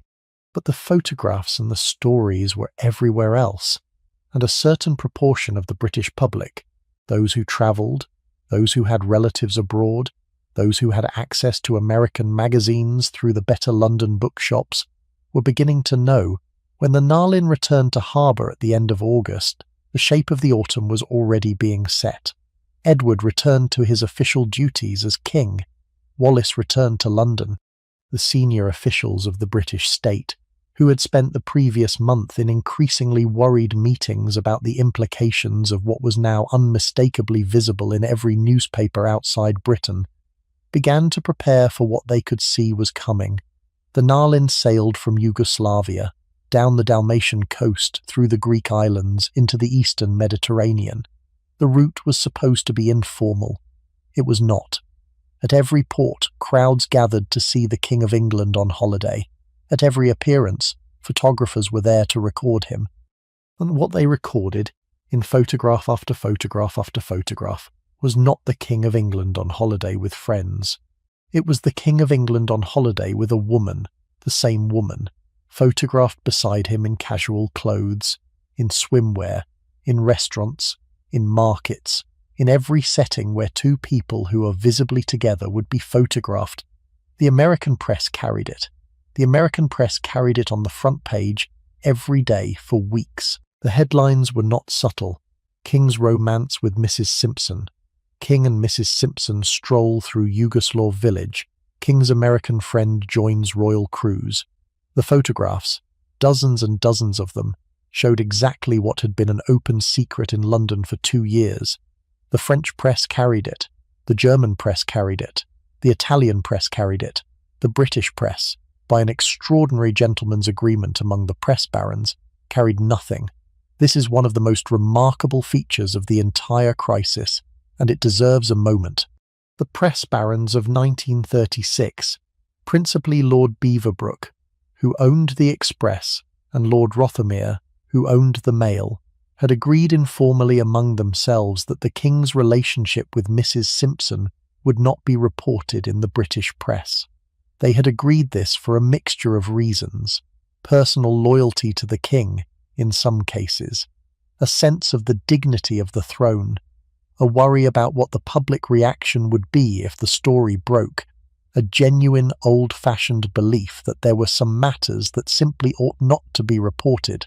Whatever the mixture of reasons, the agreement held. Through the summer of 1936, while photographs of the King and Mrs. Simpson on the Narlin filled the front pages of newspapers from New York to Berlin, the British public read about the King's holiday in tones of perfect, careful, absolute discretion. 2 paragraphs about the cruise, no photographs of his companion, no mention of her by name. The British public, as the autumn of 1936 began, knew almost nothing about the situation that had been the talk of every drawing room in London for 2 years. That was about to change. On the 27th of October, 1936, a hearing was held at the Ipswich Assizes in Suffolk. It was a divorce hearing. The petitioner was Mrs. Wallace Simpson. The respondent was her husband, Mr. Ernest Simpson. The grounds were adultery, which Ernest had supposedly committed at the Hotel de Paris in Bray with a woman who was named in the proceedings as Mrs. Buttercup Kennedy. The whole thing was a fiction. Ernest had agreed to provide the evidence for the divorce as a courtesy to his wife and to the King. Mrs. Buttercup Kennedy was a friend of his who had agreed to be photographed with him in a hotel room for the purpose.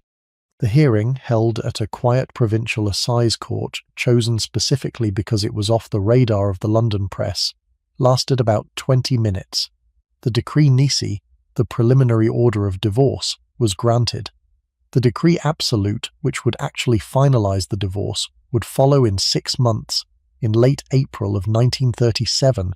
The hearing was reported in the Times and a few other papers in tones of complete neutrality. Mrs. Simpson divorces husband. No mention of the King. No mention of Fort Belvedere. No mention of the cruise. The British press blackout was still holding, but it was about to break. the wider world, particularly the American press, immediately understood what the divorce hearing meant. If Wallis Simpson would be free to remarry on the 27th of April 1937, and if the King of England planned to be crowned on the 12th of May 1937, then the King of England was clearly planning to marry her in the 2-week window between those dates, and to be crowned with her at his side. That was the story. That was undeniably what the situation now was. The British press blackout could not hold against that. It held, remarkably, for 6 more weeks. Through all of November of 1936, the British public read nothing about the developing crisis, while every other newspaper in the Western world wrote about almost nothing else. The senior politicians knew, the senior civil servants knew, the senior clergymen knew, the senior aristocrats knew.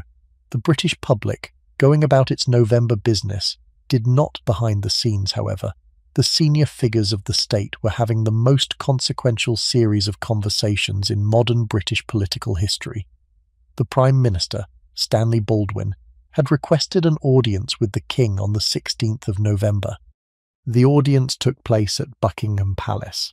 It lasted, by Baldwin's later account, about an hour and 40 minutes. It was, on Baldwin's side, the most difficult conversation of his political career. He told the King, with the gentleness and the clarity that were his trademarks, that the situation could not continue. The country, when it learned of the relationship, would not accept Mrs. Simpson as Queen. The Dominions, when they learned, would not accept her either. The Church of England, of which the King was supreme governor, would not solemnize such a marriage. There were 3 options, Baldwin said. The King could give up Mrs. Simpson. The King could marry her against the advice of his ministers, in which case the government would resign, and a constitutional crisis of unpredictable severity would follow, or the King could abdicate. The King listened. The King said he would think about it. The King in fact had already made up his mind, and Baldwin, who had served 3 monarchs and who could read a man's face after 30 years in politics, knew it. Baldwin returned to Downing Street and informed the senior members of his cabinet of what had been said. The cabinet began, that evening, the careful work of preparing for what was now clearly coming. During the same days, Wallis was in London at Bryanston Court, occasionally at Fort Belvedere, in a state that her closest friends remember as one of growing alarm. She had begun, by the 3rd week of November, to understand what was actually happening. She had begun to grasp that the situation was no longer one in which she could plausibly claim, as she had been claiming for 2 years, that her relationship with the King was an essentially private matter that had no necessary public consequences. She had begun, in the way that people in slowly developing crises do, to look for an exit and find that the doors had been locked. She tried to talk to Edward.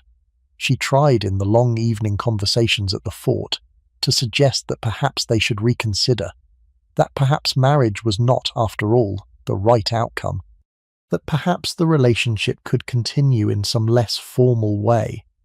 Edward, by these last weeks of November, would not entertain any such suggestion. He had, in his own private working through, settled the matter. They would marry. He would, if necessary, abdicate. There was nothing more to discuss. The senior figures of the press establishment, who by this point knew everything that the politicians knew, were holding a series of nervous meetings of their own. Lord Beaverbrook of the Express had been asked, personally and directly, by Edward to maintain the press blackout for as long as possible. Beaverbrook had agreed. Lord Rothermere of the Mail had been asked the same and had agreed the same. The other major papers, taking their lead from Beaverbrook and Rothermere, had also agreed. The agreement was holding, but every editor in London understood that it could not hold indefinitely. Some event, some statement, some accidental disclosure would break the silence. The question was only when. The break came, when it came, from an unexpected direction. On the 1st of December 1936, Dr. Alfred Blunt, the Bishop of Bradford, gave a sermon at his diocesan conference. The sermon was about the upcoming coronation. In it, the bishop made some general remarks about the spiritual responsibilities of the king, and expressed the wish that His Majesty might be more conscious of the religious dimensions of his role. The bishop was, in fact, talking about the king's general lack of church-going, and not specifically about Mrs. Simpson. He had not, by his own later account, been thinking about Mrs. Simpson at all, but the press, hungry for any peg on which to hang the story they had been forbidden to tell, took the bishop's mild remark and used it. By the morning of the 3rd of December, the Yorkshire Post had run a piece interpreting the bishop's sermon as a coded reference to the king's relationship with Mrs. Simpson. By the afternoon, every newspaper in Britain had picked it up. By the evening, the country was reading for the first time the story that everyone in London had known for 2 years. The reaction was, by every account, electric. Within 48 hours, the country was in a state that the older politicians compared to the worst weeks of 1914. There were crowds outside Buckingham Palace. There were crowds outside Downing Street. There were crowds outside the offices of every newspaper. Telegrams flooded in to members of Parliament. The country, having been told nothing about the situation for 2 years, was now being asked, all at once, to form a view on whether the king should marry an American divorcee. Wallis, on the 3rd of December, was in her flat at Bryanston Court when the press broke. The crowds gathered outside within hours. By that evening, photographers were camped at every entrance. She could not leave the building. She could not go anywhere without being followed. The flat became, almost overnight, a kind of siege. That night, Edward telephoned her. He told her she had to leave London. He told her he would arrange a car and a party of friends to drive her to France. He told her, in the gentle and slightly breathless way he tended to use when he was at his most determined, that he would handle everything. She left Bryanston Court that night, in the back seat of a car, lying down so the photographers could not see her. She was driven to Newhaven, where a ferry took her across the Channel. She drove south through France, accompanied by an old friend, Lord Brownlow, and arrived 4 days later at the Villa Louviers, the home of her old friends Catherine and Herman Rogers, in the hills above Cannes. The journey itself was an ordeal.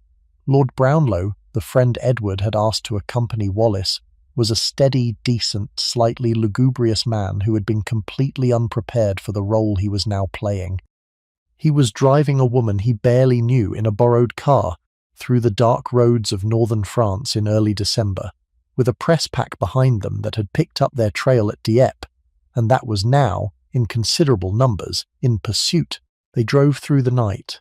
They stopped at French country hotels for a few hours of sleep, only to be woken at dawn by the sound of cameras outside the windows. They changed cars twice, hoping to throw the photographers off.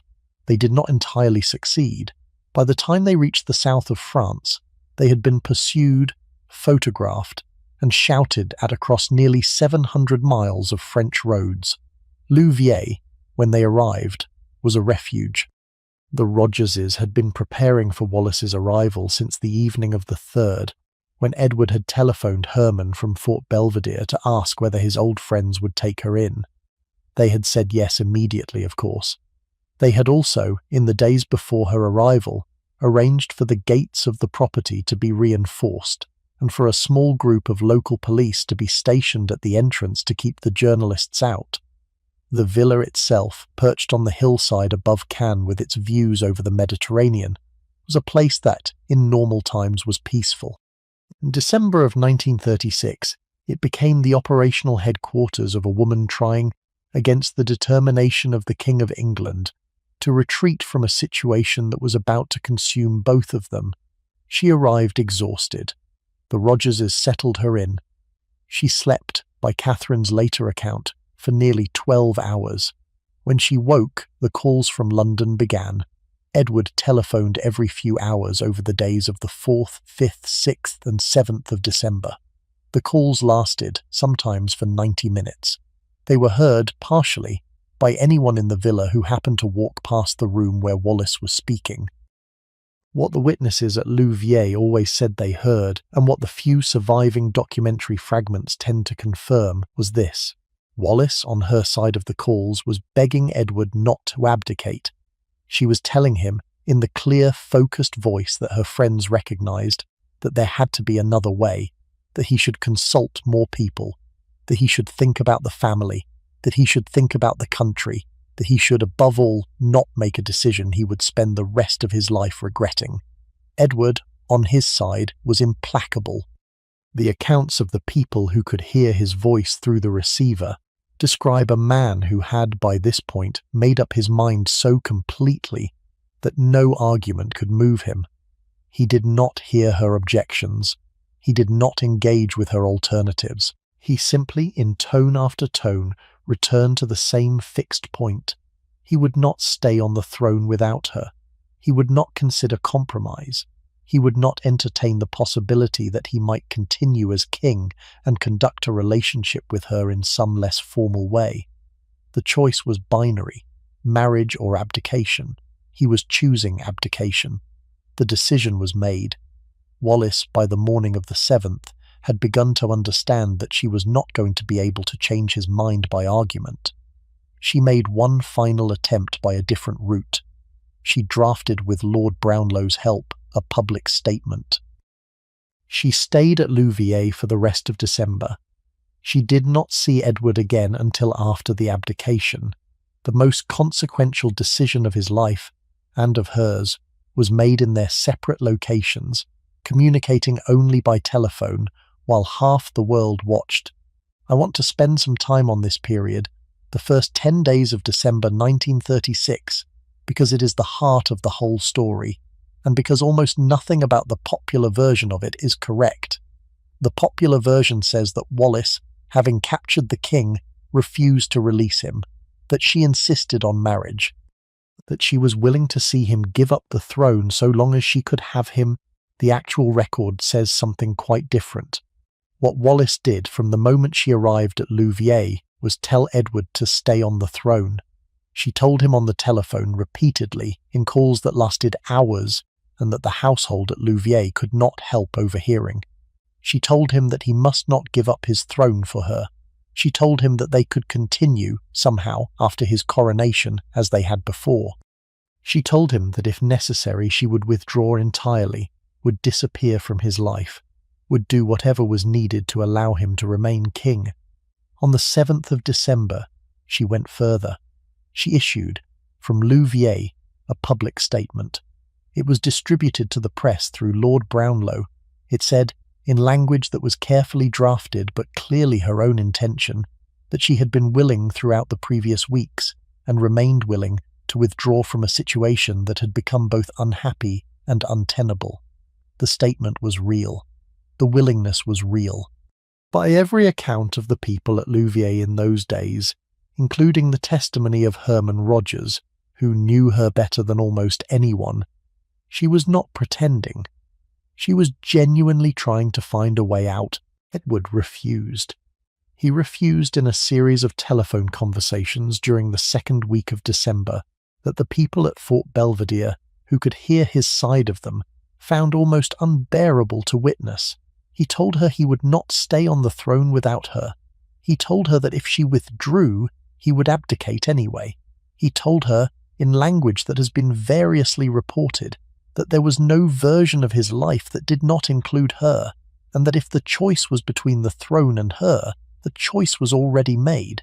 It is worth pausing to think about what that meant. Edward had by this point been king for less than 11 months. He had not been crowned. He had not yet undertaken any of the major ceremonial duties of the office.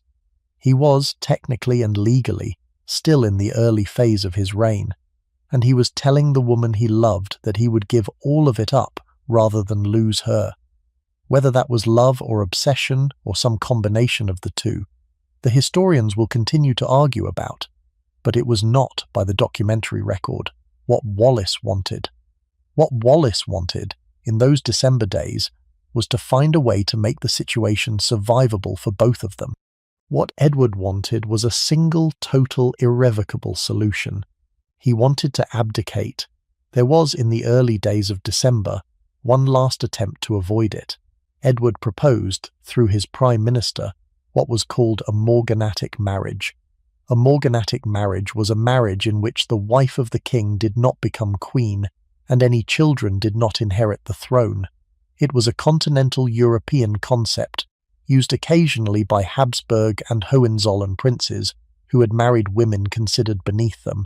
It had no precedent in British constitutional law.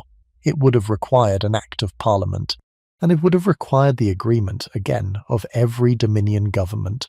The Prime Minister, Stanley Baldwin, took the proposal seriously enough to consult. The consultation lasted about a week. The answer that came back from the Dominions was unanimous and unambiguous. No, they would not accept a morganatic marriage. They would not accept Wallis as the king's wife in any form. The king must give her up or give up his throne. The cabinet considered the answer. The cabinet endorsed the answer. Stanley Baldwin returned to Edward at Fort Belvedere and told him, in the gentle, considered, devastating manner that was Baldwin's particular gift, that the situation was now what it was. The king had to choose. The king chose on the 10th of December 1936 at Fort Belvedere, in the presence of his 3 brothers. The king signed the instrument of abdication. The document was short. It said, in essence, that he was renouncing the throne for himself and for any descendants he might have. His brother Albert, the Duke of York, would succeed him as king on the evening of the 11th of December 1936. Edward made a radio broadcast from Windsor Castle. It was, by every account, the most listened-to broadcast in the history of British radio up to that point. The country gathered in millions around radio sets in their kitchens and parlours and pubs to hear what their king would say. The arrangements for the broadcast had been made in considerable haste. The BBC had set up its equipment in the Augusta Tower at Windsor Castle, the same tower where Edward had spent many of the private hours of his reign. The technical staff had arrived in the late afternoon. The microphone had been positioned. The wires had been run. By early evening, everything was ready. Edward arrived at the broadcasting room shortly before 10. He was, by the accounts of those present, calm but slightly drawn. He had been working on the text of the broadcast over the previous several days, in consultation with Winston Churchill, who had been, throughout the abdication crisis, one of the few senior political figures who had remained sympathetic to him personally, even as he had advised against the marriage. Churchill had helped him, in the final hours, to find the language that would carry the right emotional weight while not embarrassing his successor or the country. The text, when Edward sat down at the microphone, was 4 pages long. He had marked it up in pencil with notations about pacing and emphasis. He took a sip of water. He glanced at the BBC announcer who would introduce him. The announcer, who had spent his career introducing royal broadcasts, looked back at him with what could only be described as the quiet professional sadness of a man performing the most difficult announcement of his career. The introduction was made. This is Windsor Castle, His Royal Highness Prince Edward, not the King, Prince Edward. He had stopped being king at the moment of the abdication that morning. The form of address itself was a small, sharp reminder of what had happened. He spoke for less than 10 minutes. He said that he had found it impossible to carry the heavy burden of responsibility and to discharge his duties as king as he would wish to do without the help and support of the woman he loved. He said the decision had been his and his alone. He asked the country's understanding. He blessed his brother, the new king, and he ended with a phrase that, whatever else can be said about him, has lasted in the memory of nearly every English-speaking person who has ever heard it. God save the king. Not himself, not the king he'd been until that morning, the new king, his brother, Albert, who would now be called George VI.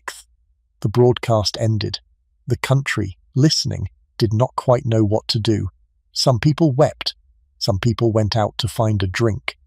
Some people, including a great many of the older generation, were silently and deeply furious. Some people, particularly the young, felt something like sympathy. Almost everyone felt that they had just witnessed something they had never expected to witness in their lives. In a villa in the south of France, Wallis Simpson listened to the broadcast on the radio. By the accounts of the people with her, she sat absolutely still for the duration of it. When it ended, She did not speak for some time. Then she said, very quietly, that she was tired and that she was going upstairs. Catherine Rogers, who had been beside her on the sofa during the broadcast, told the story afterwards with a kind of measured restraint that suggested how much she had not said. Wallis had not, she said, wept. She had not exclaimed. She had simply sat, with her hands in her lap, and listened. When the broadcast was over, when the announcer had returned and the radio had moved on to whatever program came afterwards, she had stood up, smoothed her dress, and said in her ordinary voice that she would go up. She had walked up the stairs alone. The Rogerses had heard her bedroom door close. They had not heard her cry. They had not heard her speak.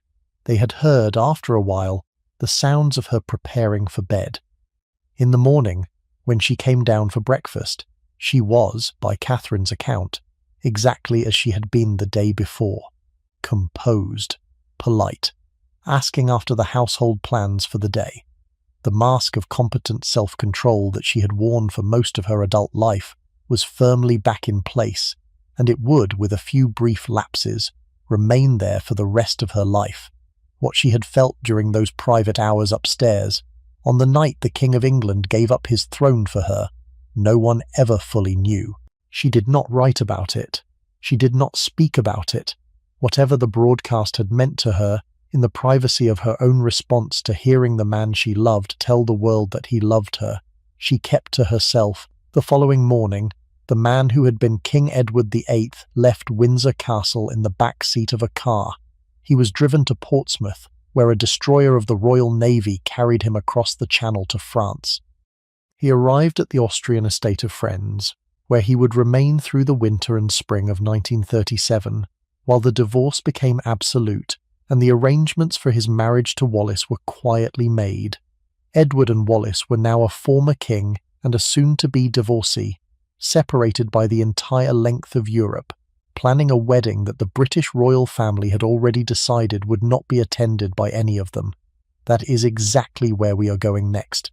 The arrangements for the wedding occupied most of the spring of 1937.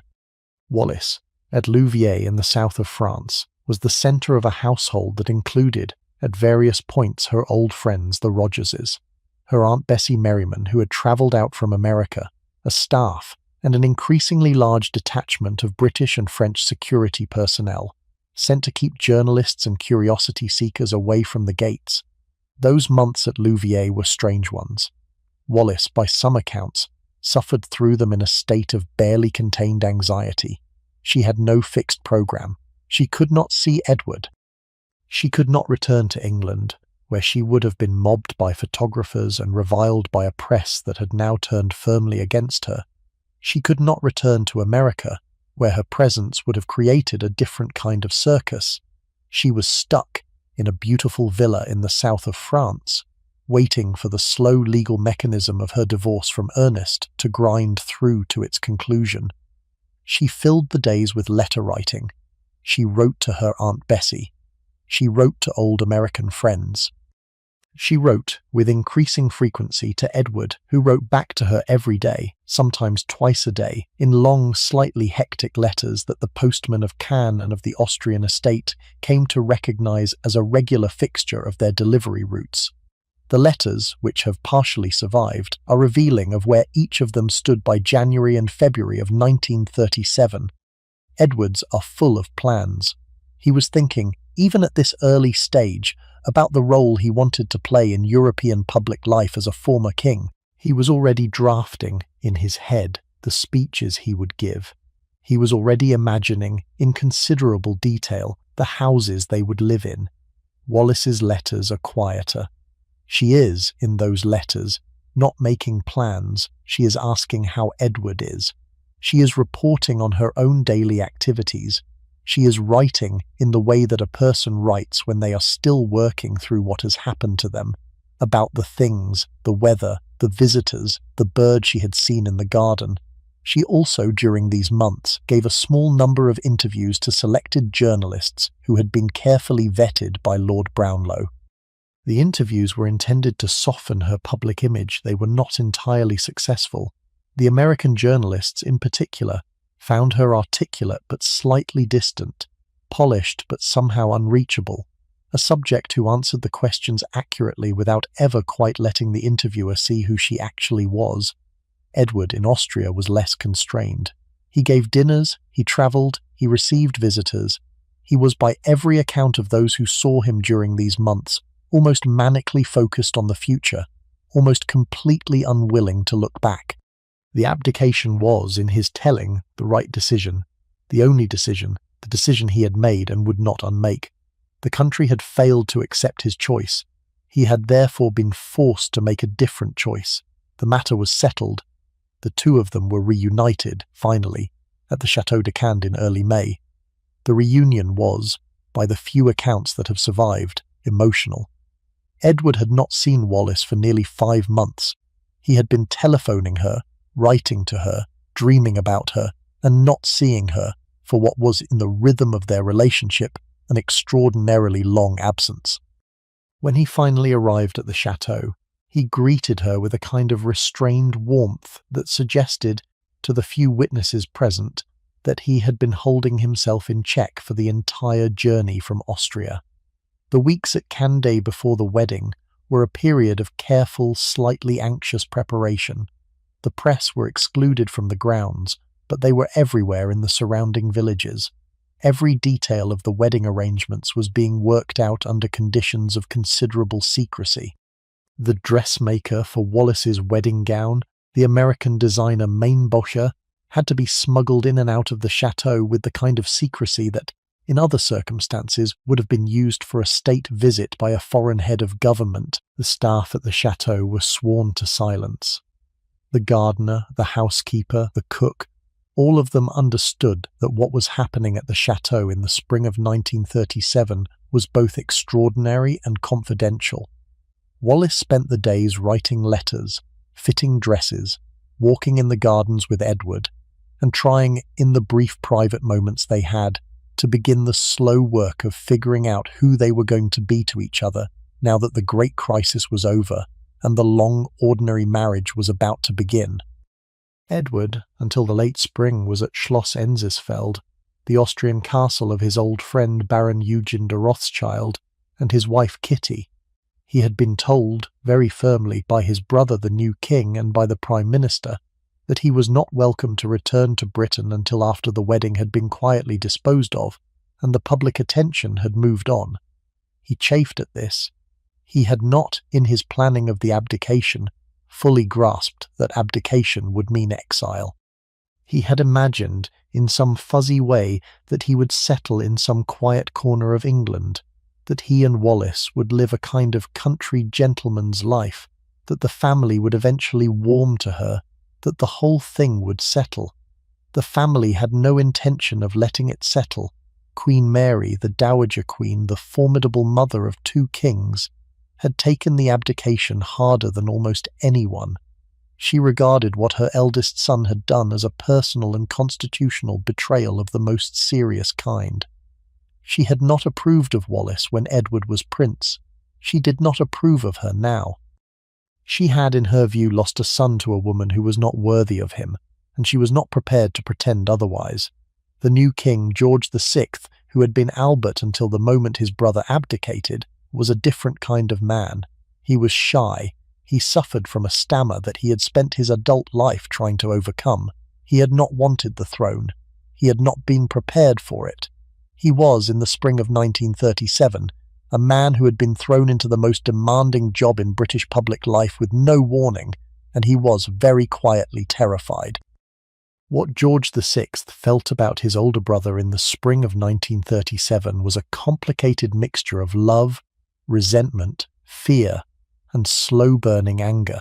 He had loved Edward as a child. He had admired him as a young man. He had, throughout the abdication crisis itself, behaved with absolute loyalty, never criticizing his brother in public, never hinting at his own ambitions, simply doing what he was told and waiting to see what would happen. But once the throne was actually his, once he had become king, the calculation changed. He was now the head of an institution that his brother had, in his view, almost destroyed. He had to think about the future of that institution. He had to think about his own daughter the young Princess Elizabeth, who was now, at the age of 10, the heir presumptive. He had to think about what kind of monarchy he was going to leave to her, and he decided in the weeks after the abdication that the best protection for the institution was distance. Distance from Edward, distance from Wallace. A clear, unmistakable public separation between the new monarchy and the previous one. The form this took in the spring of 1937 was a series of decisions about Edward's status as a former king.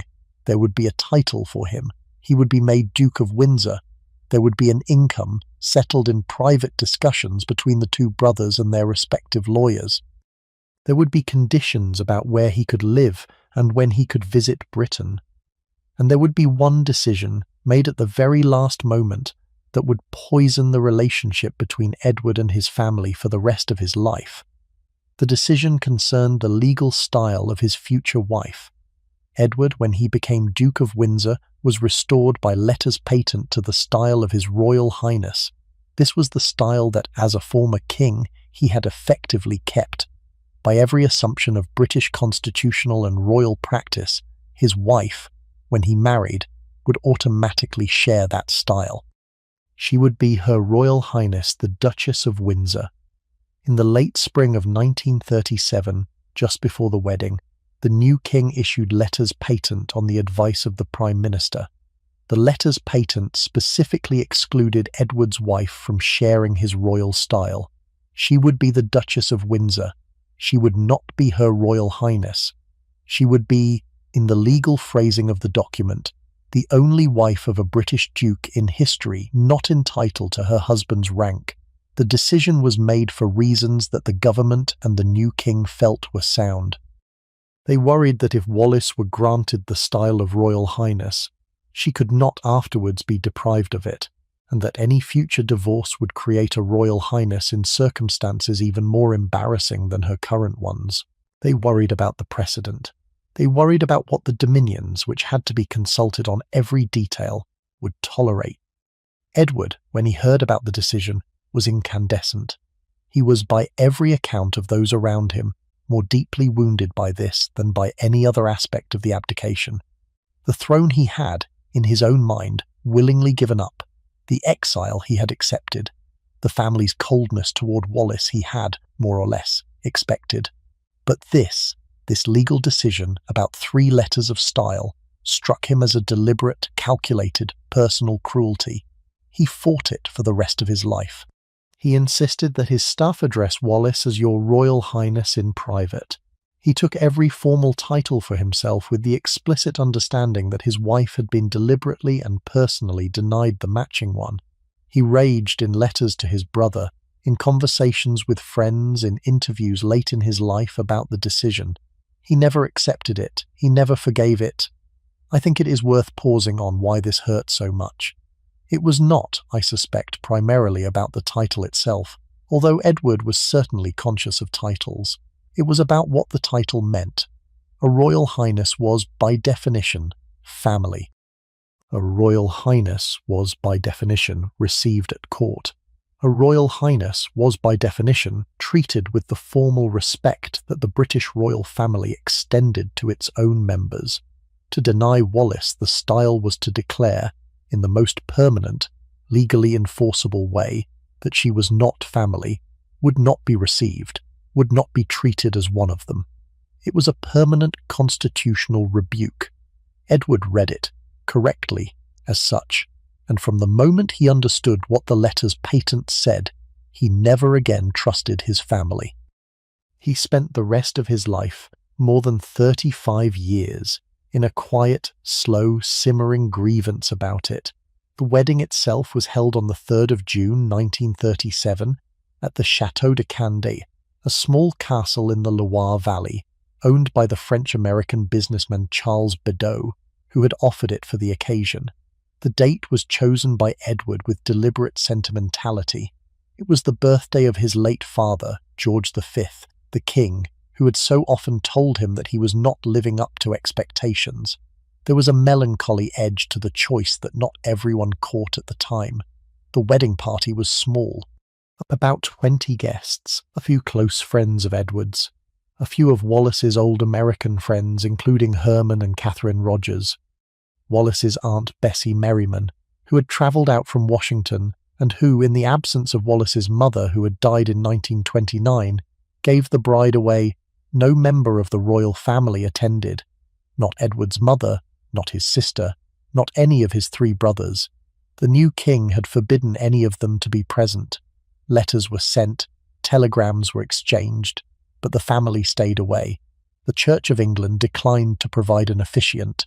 The wedding was conducted by the Reverend Anderson Jardine, an English clergyman who had volunteered, against the express wishes of his archbishop, to come out from England and perform the ceremony for a couple who were otherwise being denied a religious wedding.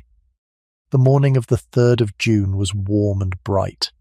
The Loire Valley in early June is, by some accounts, at its absolute best. The gardens in full leaf, the days long, the evenings still cool enough to be comfortable.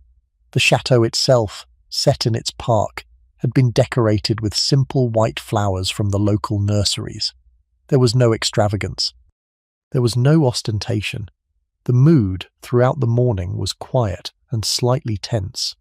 Wallace dressed in a upstairs bedroom that she had been using since her arrival at the chateau in early May. Her Aunt Bessie was with her. The dressmaker Mainboscher had come from Paris for the final fittings.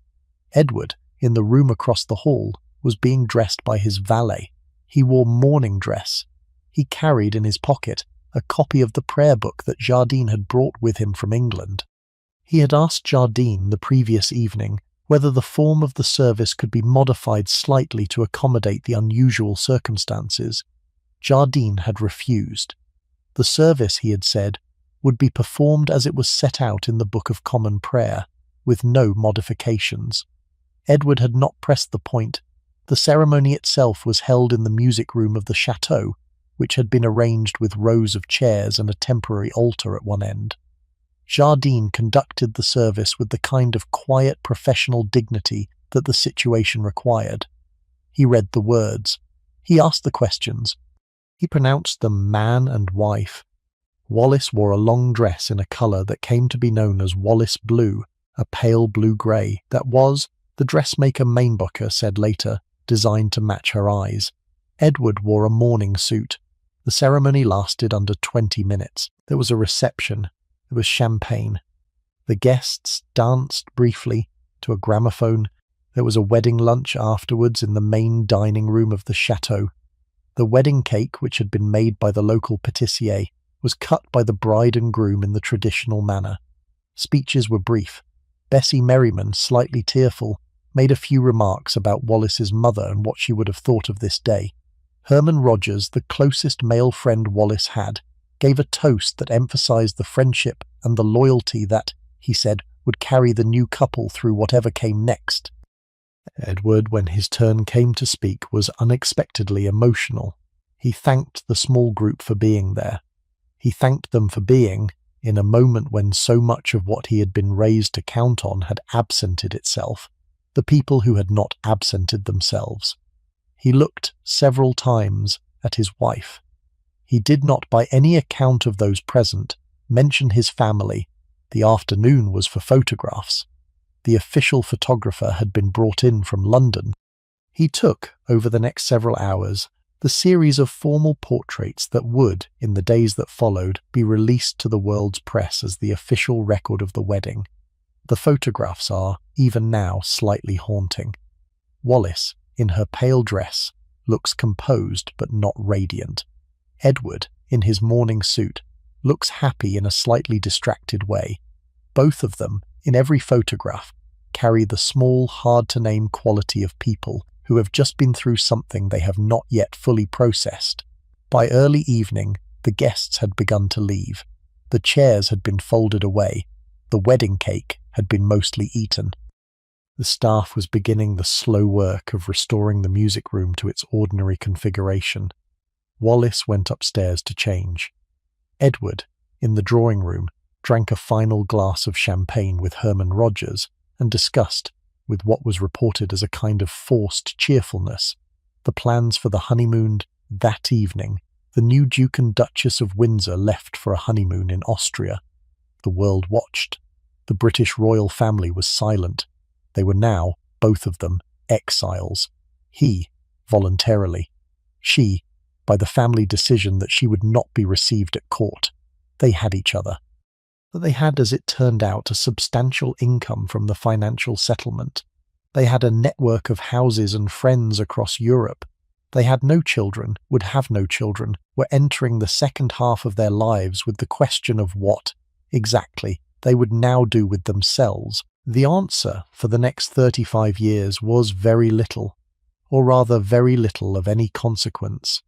I want to be careful with the years that follow, because they are easy to misread. The conventional version of the post-abdication life of the Duke and Duchess of Windsor presents them as glamorous wanderers, hosts of brilliant parties, ornaments of international café society from the late 1930s through the late 1960s. There is some truth to this. They were certainly social. They certainly entertained. They certainly knew through the decades almost every famous person of their era. But underneath the social life there was a long, slow, almost unbearable hollowness that I think is worth naming clearly. Edward had been raised to be a king. He had given that up. He was now a man with no work, no purpose, no formal duties, and no clear sense of what his life was actually for. He filled the days with golf, with shopping, with travel, with endless conversation about the wrongs that had been done to him and to Wallis. The conversation became, over the years, a kind of involuntary tic. Friends who knew them well began to dread it. They could set their watches by the moment in any visit when Edward would begin, again to revisit the decisions of December 1936 and to explain again why everything that had happened to him since then had been unfair. Wallis, at his side, listened. Hour after hour, year after year, decade after decade. There is a remark attributed to her by several of their close friends in the later years that she made privately when she was sure she would not be overheard. The remark was that she sometimes wondered whether she had made the right choice. She had wanted, in 1936, to step back. He had not let her. And now here she was, married to a man whose primary subject of conversation was a throne he had given up on her account. She was the beneficiary of his sacrifice and the daily audience for his regret. It was not by any reading an easy marriage. There were, however, complications even darker than the personal ones. In October of 1937, 4 months after the wedding, the Duke and Duchess of Windsor visited Germany. They met Adolf Hitler at the Berghof, his retreat in the Bavarian Alps. They toured German factories and labour facilities. They were photographed shaking hands with senior figures of the Nazi regime. The trip lasted 11 days. It included visits to factories, to a youth training camp, to a model labour facility, to several German cities. At each stop, the Duke and Duchess were greeted with elaborate formal ceremonies. The Nazi authorities, who had recognized immediately the propaganda value of the visit, deployed every resource to make it as photographically rewarding as possible. Crowds were organized. Bands played. The Duke, in the formal attire that had been arranged for him, gave the ceremonial gestures that the photographs of the trip recorded again and again. The meeting with Hitler at the Berghof, on the 22nd of October, lasted about 2 hours. The Duke and Duchess were received with formal courtesy. They had tea in the famous great room with its enormous picture window over the Bavarian Alps. They discussed, by the records that have survived, the situation in Europe, the question of Anglo-German relations, the prospects for what Hitler called a peaceful resolution of the various continental questions. The Duke spoke, during the meeting, in his good German that he had learned as a child. The Duchess, who spoke no German, smiled politely and waited. The records of the meeting, on both sides, suggest that the conversation was not a serious diplomatic exchange. It was on Hitler's side a propaganda event, an opportunity to be photographed with a former King of England in apparent friendship. It was on the Duke's side a kind of personal vindication, a moment in which he was treated by one of the most powerful men in the world, with the deference that he believed his former position merited. The photographs that emerged from the trip when they reached the British and American newspapers in late October caused a kind of slow building horror. The Duke shaking hands with Hitler, the Duke and Duchess in formal evening dress at a state dinner with senior Nazi figures. The British public, which had been told for nearly a year that the abdication was a sad personal matter that should not be allowed to obscure the dignity of the new reign, was now confronted with the spectacle of their former king in apparent friendly relations with the political movement that in less than 2 years would plunge the world into the most catastrophic war in its history. The British royal family, when they saw the photographs, were appalled. The new king, George VI in particular, was furious. He had spent the months since the abdication trying to rebuild the prestige of the monarchy. He had spent the months trying to position the family, in the public mind, as a stable, dignified, conventionally British institution. His brother had now, in 11 days of public diplomacy, undone much of that careful work. The visit was, by every account, a catastrophe of judgment. Edward seems to have understood it as a kind of personal diplomacy, a chance to engage with European leaders in the way he had not been allowed to as king. He may also, at some level that has never been entirely clear, have been sympathetic to certain elements of the German government's worldview. The historians have argued about this for nearly a century. The captured German documents released after the war suggested, at minimum, that he had been more open to certain conversations with German diplomats in 1939 and 1940 than was at all appropriate for a former king of an enemy power. I am going to handle this carefully because the evidence is mixed and the conclusions are contested.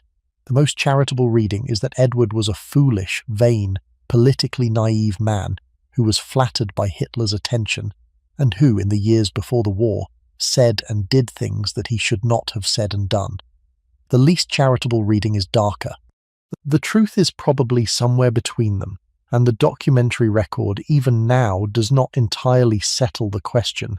What is not in doubt is that the British government, when the war began in 1939, did not trust the Duke of Windsor. He was given a series of minor postings designed primarily to keep him out of trouble. He was attached to the British military mission in France, then evacuated to Spain, then to Portugal. In July of 1940, with the Battle of Britain about to begin, the British government made a decision that revealed exactly how worried they were about him. They appointed him governor of the Bahamas. The Bahamas, a colonial outpost in the Caribbean, as far from Europe as it was possible to send him without literally throwing him into the sea. Wallis went with him. She hated the Bahamas. The climate was hot and damp. The social life was provincial. The official duties were minimal. She made the best of it, in her usual capable way. She redecorated the governor's residence. She organized the local Red Cross effort. She became, by every account, a competent and conscientious governor's wife. The Bahamas posting, looking at it from a distance, was a very particular kind of British colonial outpost. Nassau in 1940 was a town of perhaps 30,000 people, divided sharply along racial and economic lines. The white population, mostly British administrative staff, and a wealthy expatriate community, lived in the cooler hill districts and gathered at the local hotels and clubs. The black population, the great majority, lived in the hot lowlands and worked in the service industries on the farms outside town and on the boats that linked the island to the Florida coast. The governorship, in normal times, was the kind of posting given to a competent but unspectacular career colonial administrator. The duties were minimal. The salary was modest. The expectation was that you would maintain order, sign the necessary papers, attend the necessary functions, and not embarrass the crown. For Edward, who had been raised to be the king of the largest empire in history, the posting was a small, specific, daily humiliation. He had to attend the local committee meetings. He had to give the school prize-giving speech. He had to entertain, at the governor's residence, the local merchants and the local clergy and the local representatives of the various trades. He did all of this with reasonable competence. because he had been raised to do precisely this kind of public function in his sleep, but he did it without much real enthusiasm. Wallis, watching, threw herself into the role with more determination than her husband. She was by 1940, in her mid-40s, and she had had, by this point, 4 years to think about what her life as the Duchess of Windsor was actually going to require of her. She had decided, somewhere along the way, that the answer was a kind of focused public competence. If she was going to be denied the formal recognition of the royal family, she would at least be the most useful possible occupant of the various unofficial roles she ended up in. She redecorated the government house at Nassau, which had been allowed to become slightly shabby in the years before the Windsors arrived. She brought in furniture, fabrics, paintings. She turned what had been a slightly dispiriting tropical bungalow into something that, by the accounts of those who visited it, was one of the more elegant official residences in the British colonial system. She also took on the wartime responsibilities that the governor's wife was traditionally expected to manage. She ran the local Red Cross effort. She organised the women's volunteer services. She arranged with the practical efficiency that was by this point a deeply ingrained habit for the various contributions that a colonial outpost could make to the British war effort. There were also episodes during the Bahamas years that have remained controversial. The most notorious involved a murder case, the killing of a wealthy mining magnate who had retired to Nassau in July of 1943. The case was complicated. The investigation was botched. The Duke of Windsor, in his capacity as governor, made several decisions about the handling of the investigation that, decades later, would be subject to considerable historical criticism. The reasons for those decisions have never been entirely clear.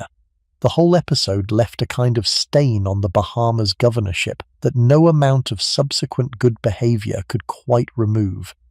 There was also, throughout the Bahamas years, a constant low-level worry on the part of the British government about whom the Windsors were associating with. The Bahamas was a transit point for travellers crossing between Europe and the Americas.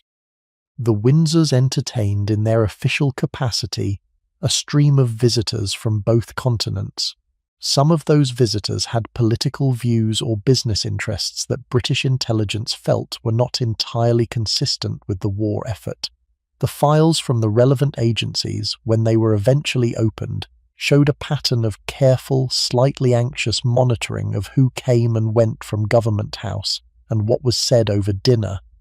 By 1945, when the war ended and the governorship came to its natural close, the Windsors had been in the Bahamas for 5 years. They were ready to leave. They had in those 5 years done what was required of them and not very much more. They had also, more importantly for what came next, used the time to consolidate their position as a kind of stateless royal couple, a permanent ornament of international high society without any actual function in any country. But the years of the war, 1940 to 1945, were essentially years of waiting for the war to end, waiting for the political situation to allow some return to a more interesting life, waiting, in a quiet, half-acknowledged way, for the vindication that never quite came. When the war ended in 1945, the Windsors returned to France. Edward was, by this point, in his early 50s. Wallis was 49. They were no longer young. The world they had known in the 1930s was gone. Europe was rebuilding. The royal family, in Britain, had emerged from the war with enormously enhanced prestige, partly through the performance of the new King and Queen during the bombing of London, partly through the simple fact that they had stayed in their posts when many had advised them to evacuate. The Windsors, by contrast, had spent the war in the Bahamas. They had nothing to point to. They had nothing to claim. The relationship with the family had not improved. The post-war years stretched ahead of them as a long, comfortable, fundamentally purposeless retirement.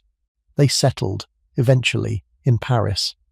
The French government, in a gesture of considerable generosity, made available to them a house at 4 Route du Champ d'Entraînement in the Bois de Boulogne, the great park on the western edge of Paris. The lease was, by careful arrangement, almost free. The house was elegant. The neighborhood was the most exclusive in Paris. The staff was provided. They lived there for the rest of Edward's life, and, in Wallace's case, for the rest of hers. The decades that followed had a quality that is genuinely difficult to convey. They were not, on the surface, unhappy. The Duke and Duchess gave dinners that were considered among the most elegant in Paris. They travelled. They visited New York, where they were lionized by café society. They appeared in the gossip columns. They were, in their own peculiar way, famous. Let me tell you what their life in Paris actually looked like, day to day, because the surface details are revealing of how a couple constructs an existence around the absence of any particular reason to exist. The house in the Bois de Boulogne was, by every account of those who saw it, beautiful. Wallace had decorated it with the same focused attention she had given to every interior she had ever lived in. The rooms were calm. The colours were carefully chosen. The collection of Chinese porcelain that she had begun to acquire in Peking 30 years earlier had grown by the 1950s into one of the more remarkable private holdings of its kind in Paris. The dining room in particular was admired by everyone who saw it. The proportions were right. The light was right. The table itself, when it was set for one of the Windsor's dinners, was a masterwork of careful arrangement. The staff was substantial. There was a butler. There was a housekeeper. There were maids and a cook and a chauffeur and the various other figures who in the 1950s were still considered necessary for the running of a fashionable Paris establishment. Edward had a valet who had been with him for years. Wallace had a personal maid who travelled with her everywhere. The day began late. Neither of them was an early riser. Edward, by the 1950s, was a man with no formal duties of any kind. He woke when he wanted, breakfasted in his dressing gown, read the newspapers, took a slow morning. Wallace was up earlier by an hour or two, but her mornings were also slow. She wrote letters. She went over the household accounts. She consulted with the cook about the day's meals. Lunches were small. Sometimes just the two of them. Sometimes a single guest, an old friend passing through Paris, a member of the circle of expatriates who had become their regular companions. The food was always excellent. The conversation, by the accounts of those who shared these lunches, could be, depending on Edward's mood, either delightful or exhausting. Afternoons were for shopping or for naps. Wallace was, throughout these years, a serious shopper. She had developed, in her London years, a relationship with the great Paris fashion houses that, after the war, became one of the central features of her life. She bought clothes from Mainbocher, who had designed her wedding dress and who continued to dress her into the 1960s. She bought from Givenchy and Schiaparelli and eventually from the new generation of designers who came up after the war. Her wardrobe, by the time of her death, was one of the most documented in 20th century fashion history. The pieces would decades later be auctioned for sums that would have astonished her in her early days. Evenings were for entertaining or for going out.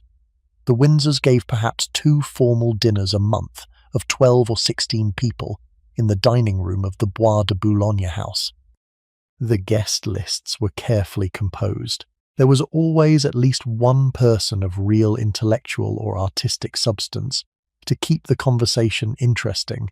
There was always at least one person of considerable wealth to provide the social ballast. There was always at least one couple from the diminishing circle of European royalty to maintain the protocol of the household. The remaining guests were drawn from a rotating cast of friends, cousins, well-connected Americans passing through Paris, and the occasional curious figure who Wallace had decided would add an unexpected note. When they were not entertaining, they went out. To the houses of friends, to the great hotels for dinner, to the opera occasionally, to the gambling tables at the casinos in Deauville or Monte Carlo, where Edward, who had a small but real taste for cards, played for stakes that were comfortable for him and astonishing to the staff at the casino who watched. They travelled, often, New York every winter, where they kept a suite at the Waldorf Towers, and where the New York gossip columnists and society editors competed to record their movements, Palm Beach in the colder months, London, occasionally, when Edward could be persuaded to come and the family could be persuaded to receive him, the Riviera in the summer, where they had a long-term arrangement at a villa they had rented in the late 1930s and that they continued to use as a summer base into the 1950s, it was by every conventional measure a glamorous life. It was also, by every account of the people who knew them well, a fundamentally hollow one. There was no work, there was no project, there was no future being built. They were, the two of them, occupying a kind of permanent present tense in which every day was a slight variation on every other day, and the only narrative arc they had was the narrative of the abdication, which Edward returned to again and again in the ways I am about to describe. But the underneath was different. Friends who saw them often noticed certain things. Edward, as he aged, became more and more obsessive about the abdication. He could not stop returning to it. Every conversation eventually came back to it. He watched his brother's reign from a distance, with a complicated mixture of resentment and grief. When his brother George VI died in 1952 at the age of 56, partly worn out by a job he had not wanted, Edward felt the death deeply, but also, by some accounts, with an undercurrent of strange relief. The brother who had taken his place was gone. The reproach of his existence was over. But the reproach was not over, not really, because the new monarch was now Queen Elizabeth II, his niece, who had been a child of 10 when he abdicated, and who had watched the whole crisis from inside her own family. Elizabeth was 26 when she came to the throne. She had been raised in a quiet and deliberate way to understand what her uncle had done as a betrayal that her own father had spent his life paying for. She would be perfectly correct toward Edward and Wallis through the rest of their lives. She would not be warm. The visits to England, when they happened, were brief and formal. Edward was permitted to attend his mother's funeral in 1953. He was permitted to attend his sister's funeral in 1965. He was permitted, on a few state occasions, to be received at Buckingham Palace. Wallis was, for most of these decades, not received at all. The HRH question continued to poison the relationship. Edward, every time he was received at the palace, insisted on the protocol that his wife should be addressed as Her Royal Highness. The royal family, every time, declined. The visits were short, awkward, and fundamentally unresolved. By the late 1960s, Edward was visibly aging. He had been a heavy smoker his whole life. By 1971, he was diagnosed with throat cancer. The treatment was painful and partial. By the spring of 1972, he was visibly dying. It was at this point that the royal family did something that even now is moving to read about. Queen Elizabeth II was scheduled to make a state visit to France in May of 1972. She arranged with considerable care to visit her uncle in his Paris house during the visit. She came on the 18th of May, accompanied by her husband, Prince Philip, and by her son, Prince Charles. The Duke was very ill by this point. He was wheeled into the drawing room in a chair with a drip stand beside him to deliver fluids. He insisted, despite his condition, on standing to bow to his niece.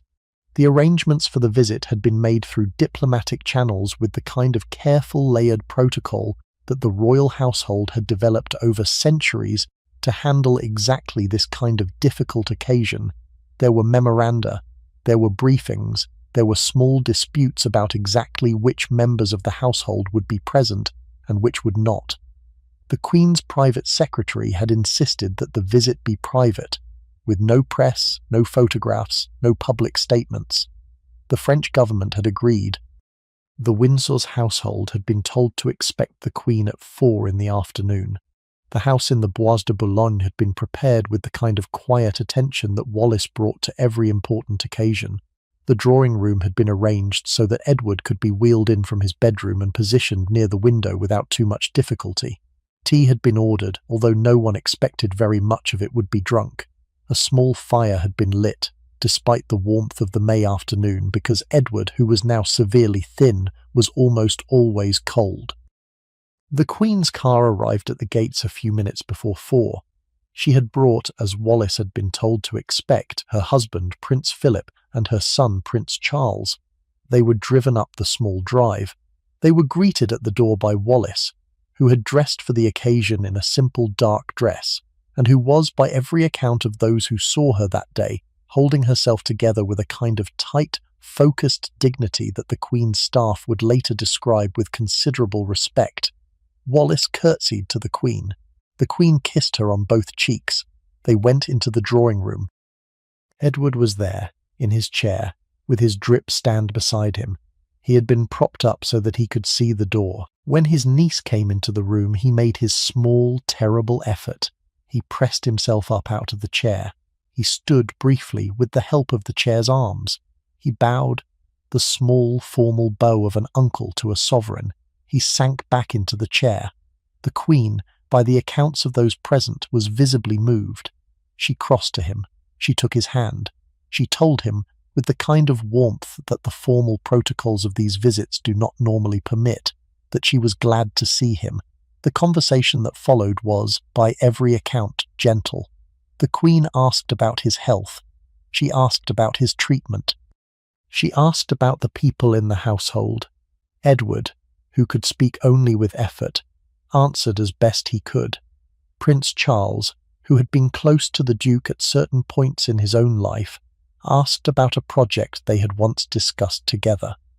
Wallis, on the edge of the conversation, contributed quietly, refilled the teacups, watched her husband with the kind of vigilance that wives of dying men know. The visit lasted 15 minutes. The Queen was warm. She asked after his health. She talked about the family. Wallis was present for some of the visit. The Queen addressed her, not by name but politely, and accepted her hospitality. They were not granted very much in those 15 minutes. They were not granted everything they had wanted, but for the first time in 35 years, the formal coldness of the family was, for a quarter of an hour, set aside. 10 days later, on the 28th of May 1972, Edward died at his house in Paris. He was 77. He died slowly across those 10 days. The throat cancer had moved into his lungs and his lymph nodes. He was, by the morning of the 28th, in and out of consciousness. Wallis sat with him through the final night, in the bedroom of the Bois de Boulogne house that had been their shared room for nearly 2 decades. The doctor was present. The valet was nearby. The lights were low.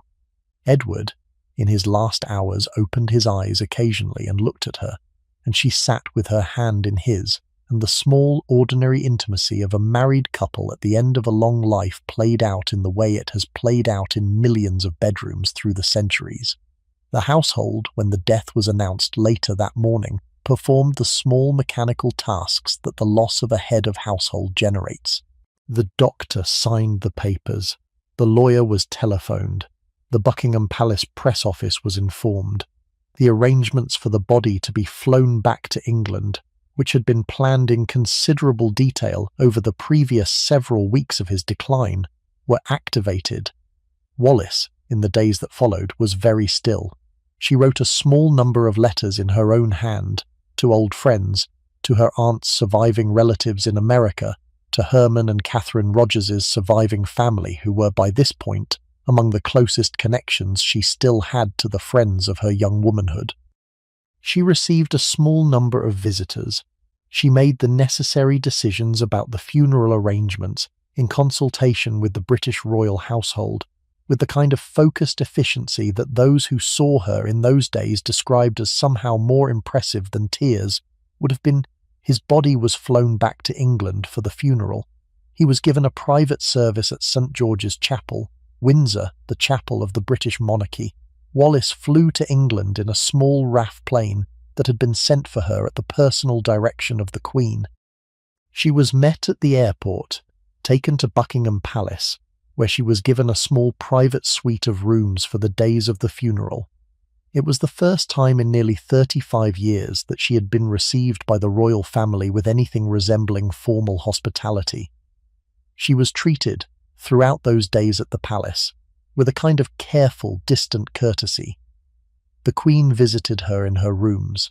The Queen Mother, who was now Edward's elderly sister-in-law and who had been one of his most determined opponents within the family throughout his life, did not visit. The other members of the family came in and out, with varying degrees of warmth. The funeral itself was attended by every senior member of the royal family. Wallis sat in the front pew, in a small simple black dress and a small black hat. She wept, quietly, at certain moments of the service. The hymns were the ones Edward had chosen long before, in the discussions about funeral arrangements that he and Wallis had had in the years when his health had begun to decline. He was buried in the royal burial ground at Frogmore, on the Windsor estate. Wallis attended. She was, by every account of the people who saw her at the funeral, a small, frail, grief-stricken woman in black. She was photographed walking beside Queen Elizabeth in the funeral procession. The photograph is one of the most haunting in the entire archive of the British royal family in the 20th century. Two women, separated by everything, walking beside each other for a few minutes in 1972 because the man between them had loved them both. Edward was buried at Frogmore in a small private ceremony attended only by the immediate family and by Wallis. The grave was marked with a simple stone. The royal family began to disperse. Wallis was driven back to the palace. The next morning, she was driven to the airport and flown back to Paris. Wallis returned to Paris alone. She had 14 years left. The 14 years that followed are difficult to write about, and I want to do so carefully. In the immediate aftermath of Edward's death, Wallis was lucid, social, and as elegant as ever. She was 76. She was wealthy, well-known, and surrounded by friends. She continued to entertain, on a smaller scale than before. She gave occasional interviews. She received visitors, but the slow erosion of mind that would mark her last decade had already begun. By the mid-1970s, friends began to notice that her memory was not what it had been. She became confused about names and dates. She had small, embarrassing lapses at dinner parties. The lapses grew. By the late 1970s, she was rarely seen in public. Let me tell you what those last years actually looked like, because they are, in their way, one of the saddest chapters in this whole story, and they have been ignored or simplified in most accounts.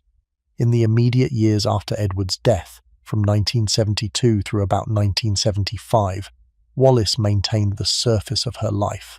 She was, in those years, in her late 70s. She was still, by every account, a small, elegant, fiercely composed woman who appeared at restaurant dinners with a small group of close friends, who continued to oversee the running of the household at the Bois de Boulogne, who continued to manage her correspondence with care. She also, in those years, made one decision that would shape everything that came afterwards. She gave full power of attorney over her affairs to her French lawyer, Maître Suzanne Blum. The figure who controlled access to Wallis in these years was a French lawyer named Maître Suzanne Blum. Blum had handled Wallis's affairs for years and had, after Edward's death, become her formal legal representative. Blum was, by background, a serious figure. She was one of the most respected lawyers in Paris, with a long career in commercial and family law, and a reputation for absolute discretion. She had begun handling Wallis's affairs in the 1960s, when Edward had still been alive. She had, throughout the years of Edward's decline and the years immediately afterwards, served Wallis well. She had managed the legal arrangements for Edward's estate. She had handled the negotiations with the British royal household over the various financial matters that had to be resolved. She had advised Wallis on how to manage her own affairs. In about 1975, the relationship began to change. The exact moment of the change is difficult to identify, but by the late 1970s, the people who tried to visit Wallis at the Bois de Boulogne house were beginning to find that they could not get past Blum. Calls were refused. Letters went unanswered. The few visitors who did make it to the house were told by Blum or by Blum's representatives that the Duchess was not well enough to receive them. As Wallis's mind declined, Blum's control over her household, her finances, and her public image grew. By the early 1980s, Blum had, by every account of the friends who tried to visit, become an absolute gatekeeper. The old friends who came to call were turned away. The journalists who asked for interviews were refused. Wallis herself, by this point, was bedridden, semi-conscious for long periods, and entirely unable to manage her own affairs. The household at the Bois de Boulogne, in those last years, became a kind of fortress. The staff was rotated. The old servants who had been with Wallis for decades were, one by one, replaced or pensioned off. The new staff reported to Blum rather than to the Duchess. The doctors who attended her were chosen by Blum. The decisions about her care were made by Blum. The circumstances of these years troubled the people who had known Wallis well. They troubled the friends who tried to call and were turned away at the door. They troubled the old society figures who had known her since the 1930s. They troubled, most of all, those who suspected that Blum was, in various ways, isolating Wallis from her own life. Some of the people who watched all this from the outside have argued, in the years since, that Blum was simply doing her job. The Duchess was severely ill. She required protection from the curious, from the predatory, from the journalists and biographers who would have descended on her in her diminished state if Blum had not held them off. The arrangements that look, from the outside, like isolation were, on this account, the necessary protections of a woman who could no longer protect herself. Other observers have taken a darker view. They have argued that Blum, beyond a certain point, became attached to her own role as gatekeeper in ways that were not entirely about Wallis's welfare. They have noted that Blum sold, during this period, certain pieces from Wallis's collection of jewels and decorative objects, and that the proceeds went to fund what Blum described as the Duchess's care, but that the accounting was opaque. They have noted that Blum gave interviews and wrote articles about Wallis during these years that, while always presented as defending the Duchess against her critics, also kept Blum herself in the public eye in ways that benefited Blum's own reputation. The truth of what happened in those last years has never been entirely established. Blum maintained until her own death that she had cared for Wallis with absolute fidelity. The friends who were turned away maintained that something was deeply wrong. The Duchess of Windsor herself, by the early 1980s, was no longer in any condition to confirm or deny anything. The house during these years slowly became less like a home and more like a quiet, sealed room at the end of a long story. The dinners stopped. The rooms were closed up one by one. The wardrobe, the famous wardrobe with its hundreds of dresses, was put into storage. The staff dwindled. By the early 1980s, the house had only a small number of permanent occupants, and most of them rarely saw the Duchess they were ostensibly serving. She lived in her bed in the house in the Bois de Boulogne for 14 years after Edward's death. She did not, by any account that has survived, speak much in those last years. She did not entertain. She did not appear in public. She was, in the most literal sense, withdrawn. She died on the 24th of April, 1986. She was 89 years old. Her body was flown to England for the funeral. The funeral was held at St. George's Chapel, Windsor, the same chapel where Edward had been buried 14 years earlier. The Queen attended. The royal family attended. The service was brief and dignified. She was buried beside Edward in the royal burial ground at Frogmore. The headstones are simple. His says Edward. Hers says Wallis. Then as I next to each other, in the family burial ground that in her lifetime had not received her. Before I get to the question I have been turning over across this entire story, let me say something about how the story of Wallis Simpson has been told over the decades since her death, because the telling itself is part of the story. In the years immediately after her death in 1986, the Wallis Simpson who emerged in the popular accounts was almost entirely the legend Wallis, the schemer, the seductress, the American adventuress who had, through some combination of charm and cunning and rumoured dark arts, brought down a king. The dominant biographies of those years, working with limited access to the surviving documents and with the strong current of received opinion behind them, presented her as a kind of one-dimensional villain whose role in the abdication required no further explanation. That version began to soften, slowly, in the 1990s and 2000s, as more documents became available. The diaries of certain courtiers, the official files of the British government, the personal letters of Wallis herself to her Aunt Bessie, all of these began to circulate among historians and to complicate the simple story. The Wallis who emerged in these later accounts was a more recognizable human being, less a villain, more a person. The most thoroughgoing rehabilitation came in the early 2010s when the British biographer Anne Seber published a book called That Woman, which drew on a much wider range of primary sources than any previous biography, and which presented a Wallis who was in many ways the opposite of the popular legend. Seber's Wallis was a clever, ambitious, anxious, sometimes frightened American woman whose role in the abdication was much more complicated and much more sympathetic than the previous accounts had allowed. The book changed the conversation among serious historians of the period. It did not, however, much change the conversation among the general public. The popular legend, the one that gets repeated in newspaper articles and in the framing of new films and television series, is remarkably persistent. It survives because it satisfies certain narrative needs. It gives the abdication a clear cause. It gives the institution of the British monarchy a clean villain who can be blamed for everything that went wrong.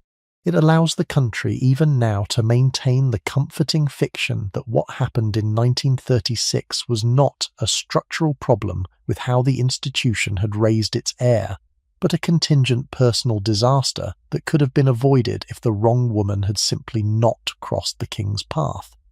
The legend has proved unusually resistant to correction because correcting it would require accepting something that is harder to accept, namely, that Edward, the man who gave up the throne, was not a victim of seduction. He was a man whose adult life had been one long, increasingly uncomfortable flight from the role he had been raised for. He had been having complicated relationships with married women for 15 years before he met Wallis.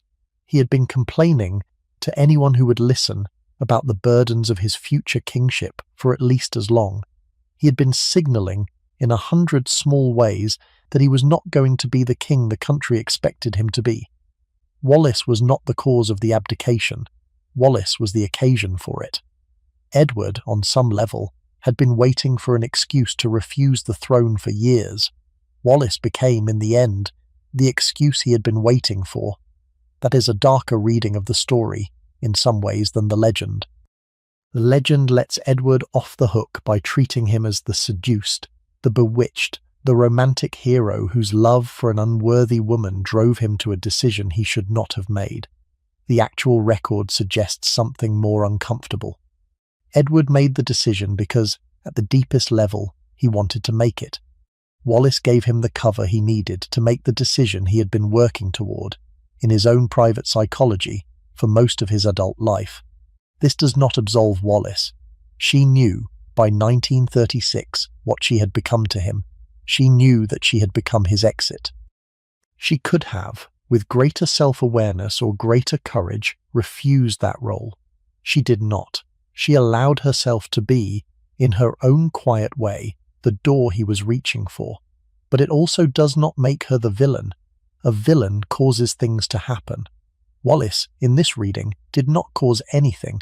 She permitted, she enabled, she failed to refuse a role that was being pressed on her by a man more powerful than herself. The moral weight of that failure is real, but it is not the moral weight of villainy. It is the moral weight of an ordinary human being who, in an extraordinary situation, did not find within herself the strength to step away. I want to close with a question, the one I have been turning over in my own mind over the years that I have spent thinking about this story. Was Wallis Simpson the villain of this story? The popular version says yes. The popular version has, for nearly a century, presented her as the cause of the abdication, the destroyer of a king, the foreign woman who stole something precious and gave nothing in return. The actual record is, I think, considerably different. Wallis did not set out to become the most consequential figure in 20th century British royal history. She was an American woman of modest means who, through a combination of circumstance, charm, and the particular psychological shape of the man she met, ended up at the center of a constitutional crisis that no one, including her, had wanted. When the crisis came, she tried to step back. When her efforts to step back were refused, she did the only thing she could do, which was to follow the man who had given up his throne for her into a long exile that turned out to be in many ways less a romance than a slow shared imprisonment. She was not innocent. She had used her charm. She had taken the king's gifts.